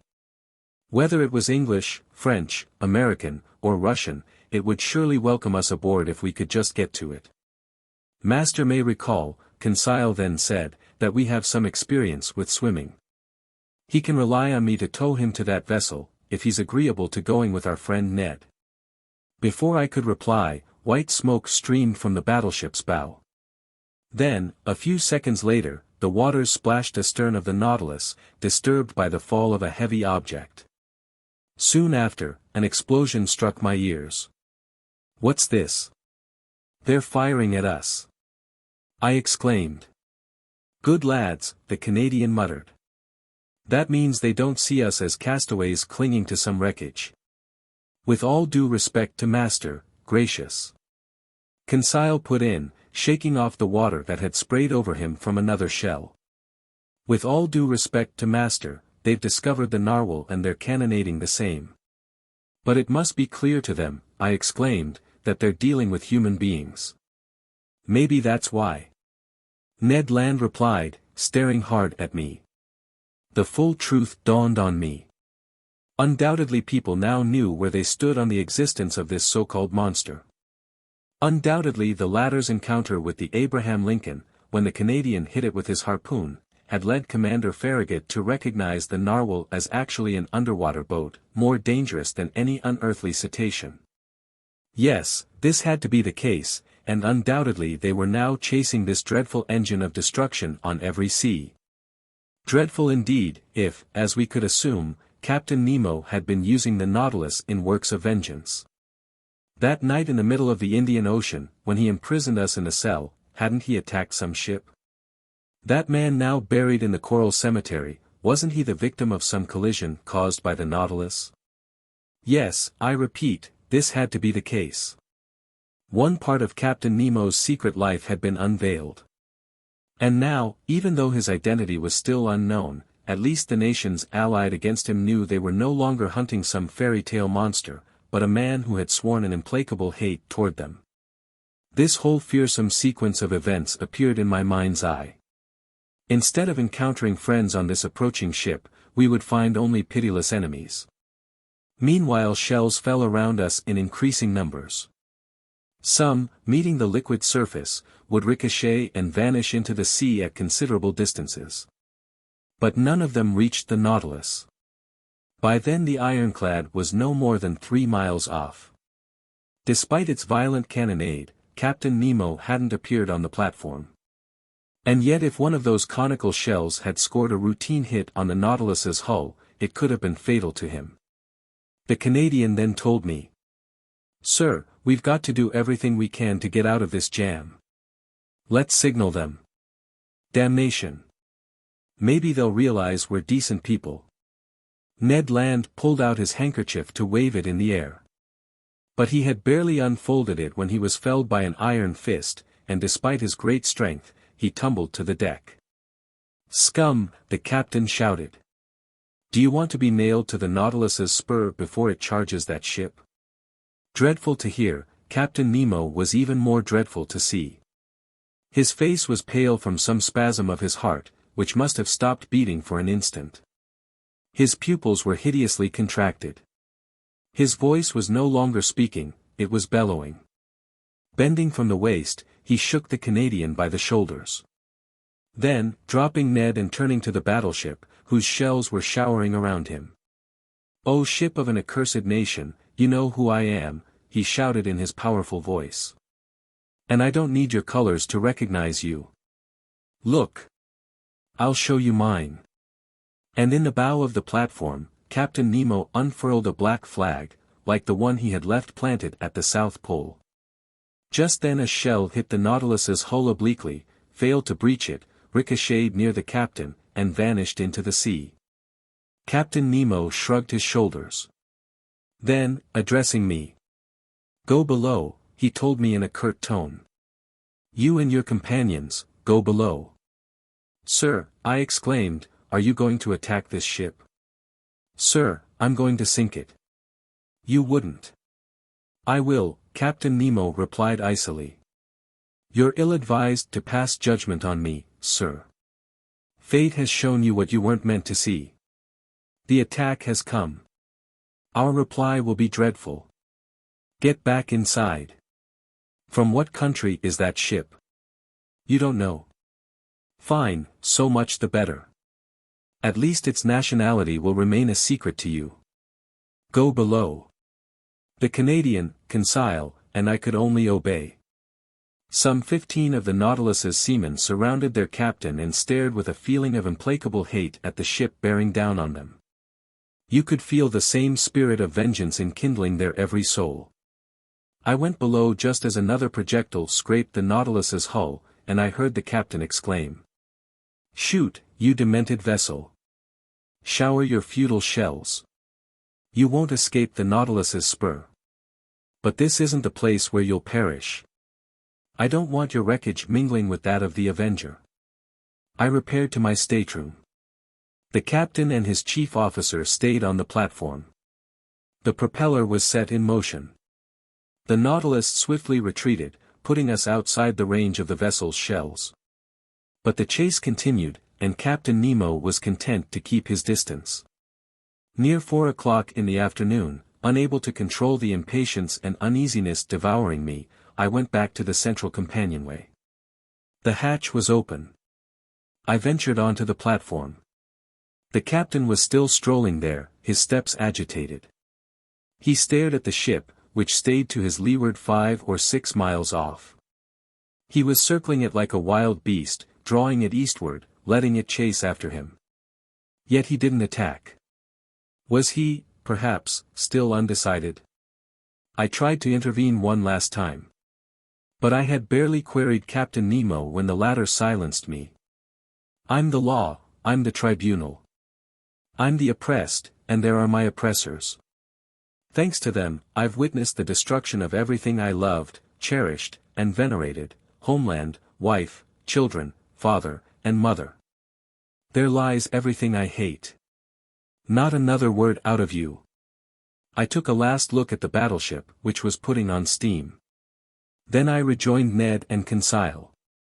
We'll escape, I exclaimed. Good, Ned put in. Where's that ship from? I've no idea. But wherever it's from, it will sink before nightfall. In any event, it's better to perish with it than be accomplices in some act of revenge whose merits we can't gauge. That's my feeling, Ned Land replied coolly. Let's wait for nightfall. Night fell. A profound silence reigned on board. The compass indicated that the Nautilus hadn't changed direction. I could hear the beat of its propeller, churning the waves with steady speed. Staying on the surface of the water, it rolled gently, sometimes to one side, sometimes to the other. My companions and I had decided to escape as soon as the vessel came close enough for us to be heard, or seen, because the moon would wax full in 3 days and was shining brightly. Once we were aboard that ship, if we couldn't ward off the blow that threatened it, at least we could do everything that circumstances permitted. Several times I thought the Nautilus was about to attack. But it was content to let its adversary approach, and then it would quickly resume its retreating ways. Part of the night passed without incident. We kept watch for an opportunity to take action. We talked little, being too keyed up. Ned Land was all for jumping overboard. I forced him to wait. As I saw it, the Nautilus would attack the double-decker on the surface of the waves, and then it would be not only possible but easy to escape. At 3 o'clock in the morning, full of uneasiness, I climbed onto the platform. Captain Nemo hadn't left it. He stood in the bow next to his flag, which a mild breeze was unfurling above his head. His eyes never left that vessel. The extraordinary intensity of his gaze seemed to attract it, beguile it, and draw it more surely than if he had it in tow. The moon then passed its zenith. Jupiter was rising in the east. In the midst of this placid natural setting, sky and ocean competed with each other in tranquility, and the sea offered the orb of night the loveliest mirror ever to reflect its image. And when I compared this deep calm of the elements with all the fury seething inside the plating of this barely perceptible Nautilus, I shivered all over. The vessel was 2 miles off. It drew nearer, always moving toward the phosphorescent glow that signaled the Nautilus's presence. I saw its green and red running lights, plus the white lantern hanging from the large stay of its foremast. Hazy flickerings were reflected on its rigging and indicated that its furnaces were pushed to the limit. Showers of sparks and cinders of flaming coal escaped from its funnels, spangling the air with stars. I stood there until 6 o'clock in the morning, Captain Nemo never seeming to notice me. The vessel lay 1.5 miles off, and with the first glimmers of daylight, it resumed its cannonade. The time couldn't be far away when the Nautilus would attack its adversary, and my companions and I would leave forever this man I dared not judge. I was about to go below to alert them, when the chief officer climbed onto the platform. Several seamen were with him. Captain Nemo didn't see them, or didn't want to see them. They carried out certain procedures that, on the Nautilus, you could call clearing the decks for action. They were quite simple. The man ropes that formed the handrail around the platform were lowered. Likewise the pilot house and the beacon housing were withdrawn into the hull until they lay exactly flush with it. The surface of this long sheet iron cigar no longer offered a single protrusion that could hamper its maneuvers. I returned to the lounge. The Nautilus still emerged above the surface. A few morning gleams infiltrated the liquid strata. Beneath the undulations of the billows, the windows were enlivened by the blushing of the rising sun. That dreadful day of June 2nd had dawned. At 7 o'clock the log told me that the Nautilus had reduced speed. I realized that it was letting the warship approach. Moreover, the explosions grew more intensely audible. Shells furrowed the water around us, drilling through it with an odd hissing sound. "My friends," I said, "it's time. Let's shake hands, and may God be with us." Ned Land was determined, Conseil calm, I myself nervous and barely in control. We went into the library. Just as I pushed open the door leading to the well of the central companionway, I heard the hatch close sharply overhead. The Canadian leaped up the steps, but I stopped him. A well-known hissing told me that water was entering the ship's ballast tanks. Indeed, in a few moments the Nautilus had submerged some meters below the surface of the waves. I understood this maneuver. It was too late to take action. The Nautilus wasn't going to strike the double-decker where it was clad in impenetrable iron armor, but below its waterline, where the metal carapace no longer protected its planking. We were prisoners once more, unwilling spectators at the performance of this gruesome drama. But we barely had time to think. Taking refuge in my stateroom, we stared at each other without pronouncing a word. My mind was in a total daze. My mental processes came to a dead stop. I hovered in that painful state that predominates during the period of anticipation before some frightful explosion. I waited, I listened, I lived only through my sense of hearing. Meanwhile the Nautilus's speed had increased appreciably. So it was gathering momentum. Its entire hull was vibrating. Suddenly I let out a yell. There had been a collision, but it was comparatively mild. I could feel the penetrating force of the steel spur. I could hear scratchings and scrapings. Carried away with its driving power, the Nautilus had passed through the vessel's mass like a sailmaker's needle through canvas. I couldn't hold still. Frantic, going insane, I leaped out of my stateroom and rushed into the lounge. Captain Nemo was there. Mute, gloomy, implacable, he was staring through the port panel. An enormous mass was sinking beneath the waters, and the Nautilus, missing none of its death throes, was descending into the depths with it. 10 meters away, I could see its gaping hull, into which water was rushing with a sound of thunder, then its double rows of cannons and railings. Its deck was covered with dark, quivering shadows. The water was rising. Those poor men leaped up into the shrouds, clung to the masts, writhed beneath the waters. It was a human anthill that an invading sea had caught by surprise. Paralyzed, rigid with anguish, my hair standing on end, my eyes popping out of my head, short of breath, suffocating, speechless, I stared, I too. I was glued to the window by an irresistible allure. The enormous vessel settled slowly. Following it down, the Nautilus kept watch on its every movement. Suddenly there was an eruption. The air compressed inside the craft sent its decks flying, as if the powder stores had been ignited. The thrust of the waters was so great, the Nautilus swerved away. The poor ship then sank more swiftly. Its mastheads appeared, laden with victims, then its crosstrees bending under clusters of men, finally the peak of its mainmast. Then the dark mast disappeared, and with it a crew of corpses dragged under by fearsome eddies. I turned to Captain Nemo. This dreadful executioner, this true archangel of hate, was still staring. When it was all over, Captain Nemo headed to the door of his stateroom, opened it, and entered. I followed him with my eyes. On the rear paneling, beneath the portraits of his heroes, I saw the portrait of a still youthful woman with 2 little children. Captain Nemo stared at them for a few moments, stretched out his arms to them, sank to his knees, and melted into sobs. 22, the last words of Captain Nemo. The panels closed over this frightful view, but the lights didn't go on in the lounge. Inside the Nautilus all was gloom and silence. It left this place of devastation with prodigious speed, 100 feet beneath the waters. Where was it going? North or south? Where would the man flee after this horrible act of revenge? I re-entered my stateroom, where Ned and Conseil were waiting silently. Captain Nemo filled me with insurmountable horror. Whatever he had once suffered at the hands of humanity, he had no right to mete out such punishment. He had made me, if not an accomplice, at least an eyewitness to his vengeance. Even this was intolerable. At 11 o'clock the electric lights came back on. I went into the lounge.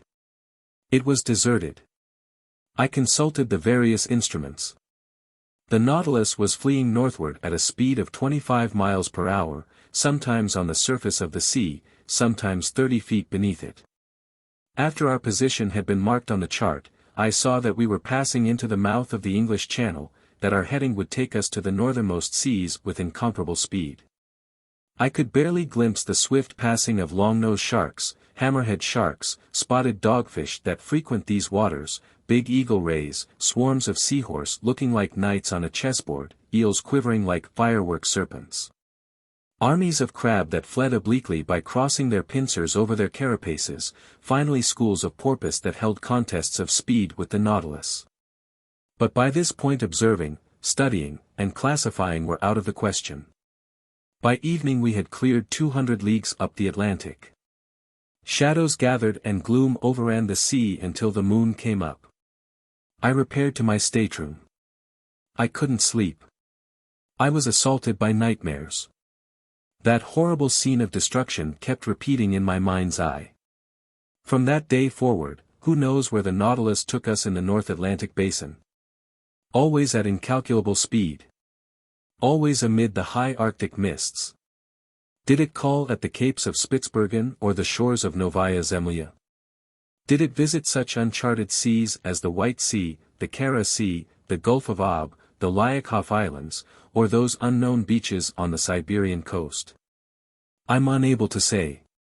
I lost track of the passing hours.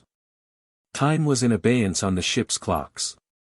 As happens in the polar regions, it seemed that night and day no longer followed their normal sequence. I felt myself being drawn into that strange domain where the overwrought imagination of Edgar Allan Poe was at home. Like his fabled Arthur Gordon Pym, I expected any moment to see that shrouded human figure, very far larger in its proportions than any dweller among men, thrown across the cataract that protects the outskirts of the pole. I estimate, but perhaps I'm mistaken, that the Nautilus's haphazard course continued for 15 or 20 days, and I'm not sure how long this would have gone on without the catastrophe that ended our voyage. As for Captain Nemo, he was no longer in the picture. As for his chief officer, the same applied. Not one crewman was visible for a single instant. The Nautilus cruised beneath the waters almost continuously. When it rose briefly to the surface to renew our air, the hatches opened and closed as if automated. No more positions were reported on the world map. I didn't know where we were. I'll also mention that the Canadian, at the end of his strength and patience, made no further appearances. Conseil couldn't coax a single word out of him and feared that, in a fit of delirium while under the sway of a ghastly homesickness, Ned would kill himself. So he kept a devoted watch on his friend every instant. You can appreciate that under these conditions, our situation had become untenable. One morning, whose date I'm unable to specify, I was slumbering near the first hours of daylight, a painful, sickly slumber. Waking up, I saw Ned Land leaning over me, and I heard him tell me in a low voice. "We're going to escape." I sat up. "When?" I asked. "Tonight. There doesn't seem to be any supervision left on the Nautilus. You'd think a total daze was reigning on board. Will you be ready, sir?" "Yes." "Where are we?" "In sight of land. I saw it through the mists just this morning, 20 miles to the east." "What land is it?" "I've no idea, but whatever it is, there we'll take refuge. Yes, Ned. We'll escape tonight even if the sea swallows us up. The sea's rough, the wind's blowing hard, but a 20-mile run in the Nautilus's nimble longboat doesn't scare me. Unknown to the crew, I've stowed some food and flasks of water inside. I'm with you. What's more, the Canadian added, if they catch me, I'll defend myself, I'll fight to the death. Then we'll die together, Ned my friend. My mind was made up. The Canadian left me. I went out on the platform, where I could barely stand upright against the jolts of the billows. The skies were threatening, but land lay inside those dense mists, and we had to escape. Not a single day, or even a single hour, could we afford to lose. I returned to the lounge, dreading yet desiring an encounter with Captain Nemo, wanting yet not wanting to see him. What would I say to him? How could I hide the involuntary horror he inspired in me? No. It was best not to meet him face to face. Best to try and forget him. And yet. How long that day seemed, the last I would spend aboard the Nautilus. I was left to myself. Ned Land and Conseil avoided speaking to me, afraid they would give themselves away. At 6 o'clock I ate supper, but I had no appetite. Despite my revulsion, I forced it down, wanting to keep my strength up. At 6:30 Ned Land entered my stateroom. He told me, "We won't see each other again before we go. At 10 o'clock the moon won't be up yet. We'll take advantage of the darkness. Come to the skiff. Conseil and I will be inside waiting for you." The Canadian left without giving me time to answer him. I wanted to verify the Nautilus's heading. I made my way to the lounge. We were racing north-northeast with frightful speed, 50 meters down. I took one last look at the natural wonders and artistic treasures amassed in the museum, this unrivaled collection doomed to perish someday in the depths of the seas, together with its curator. I wanted to establish one supreme impression in my mind.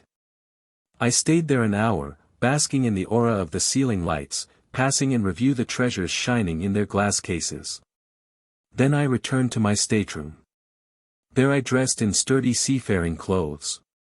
I gathered my notes and packed them tenderly about my person. My heart was pounding mightily. I couldn't curb its pulsations. My anxiety and agitation would certainly have given me away if Captain Nemo had seen me. What was he doing just then? I listened at the door to his stateroom. I heard the sound of footsteps. Captain Nemo was inside. He hadn't gone to bed. With his every movement I imagined he would appear and ask me why I wanted to escape. I felt in a perpetual state of alarm. My imagination magnified this sensation. The feeling became so acute, I wondered whether it wouldn't be better to enter the captain's stateroom, dare him face to face, brave it out with word and deed. It was an insane idea. Fortunately I controlled myself and stretched out on the bed to soothe my bodily agitation. My nerves calmed a little, but with my brain so aroused, I did a swift review of my whole existence aboard the Nautilus. Every pleasant or unpleasant incident that had crossed my path since I went overboard from the Abraham Lincoln, the underwater hunting trip, the Torres Strait, our running aground, the savages of Papua, the Coral Cemetery, the Suez Passageway, the island of Santorini, the Cretan diver, the Bay of Vigo, Atlantis, the Ice Bank, the South Pole, our imprisonment in the ice, the battle with the Devilfish, the storm in the Gulf Stream, the Avenger. And that horrible scene of the vessel sinking with its crew.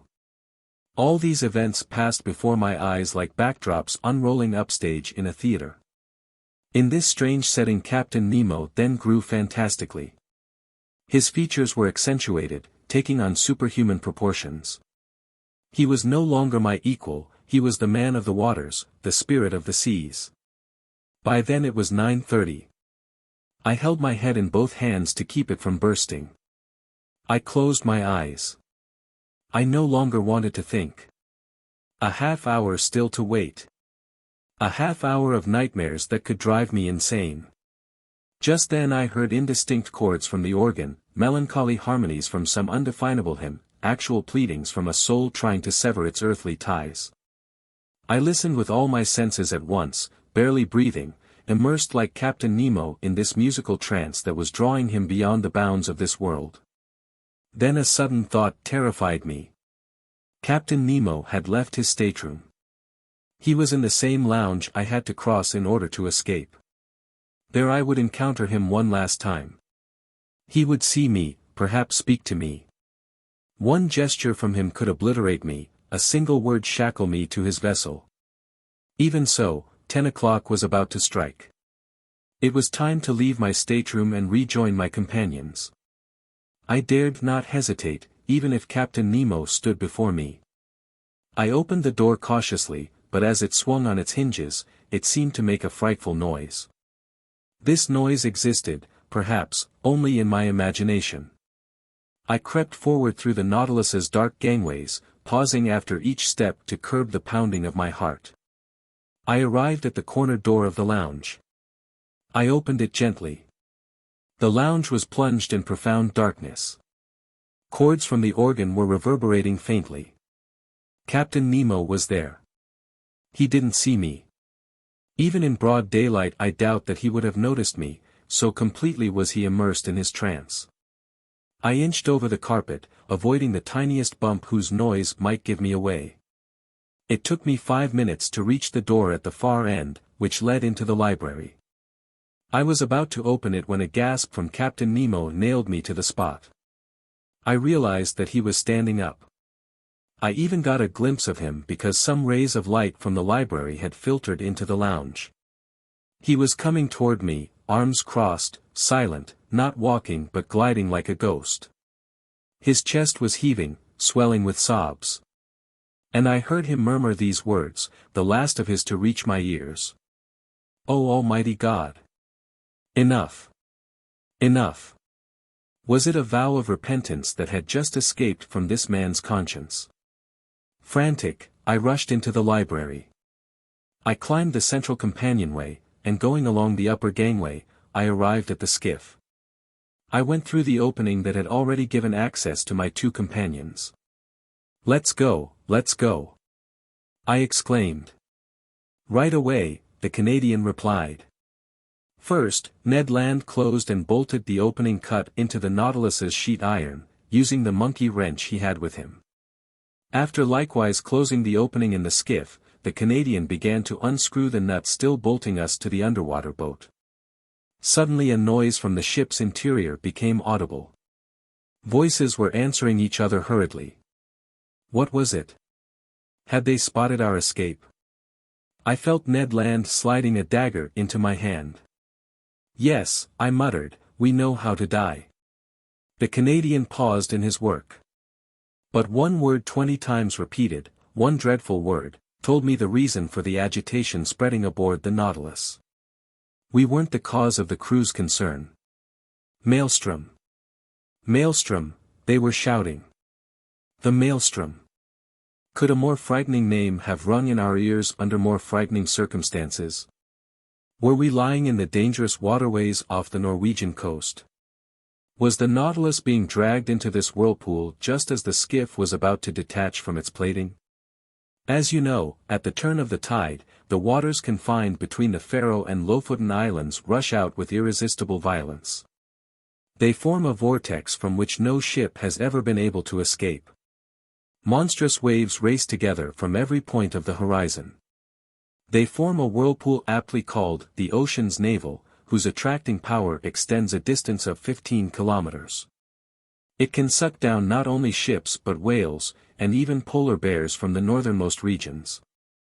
This was where the Nautilus had been sent accidentally, or perhaps deliberately, by its captain. It was sweeping around in a spiral whose radius kept growing smaller and smaller. The skiff, still attached to the ship's plating, was likewise carried around at dizzying speed. I could feel us whirling.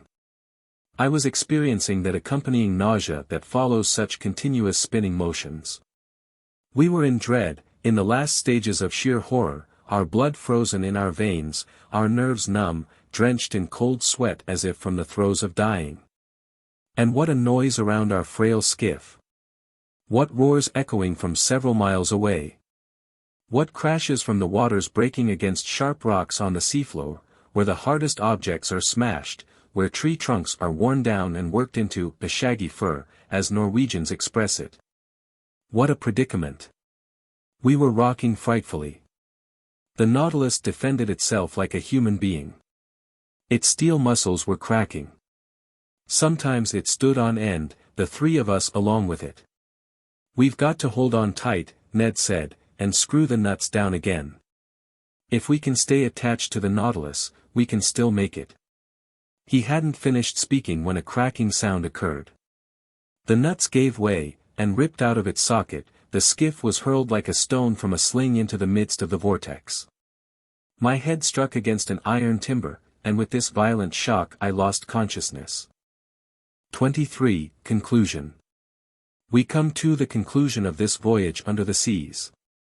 What happened that night, how the skiff escaped from the maelstrom's fearsome eddies, how Ned Land, Conseil, and I got out of that whirlpool, I'm unable to say.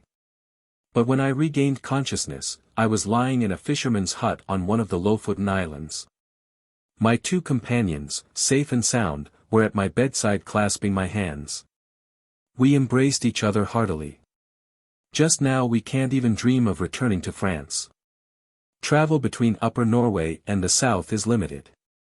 So I have to wait for the arrival of a steamboat that provides bi-monthly service from North Cape. So it is here, among these gallant people who have taken us in, that I'm reviewing my narrative of these adventures. It is accurate.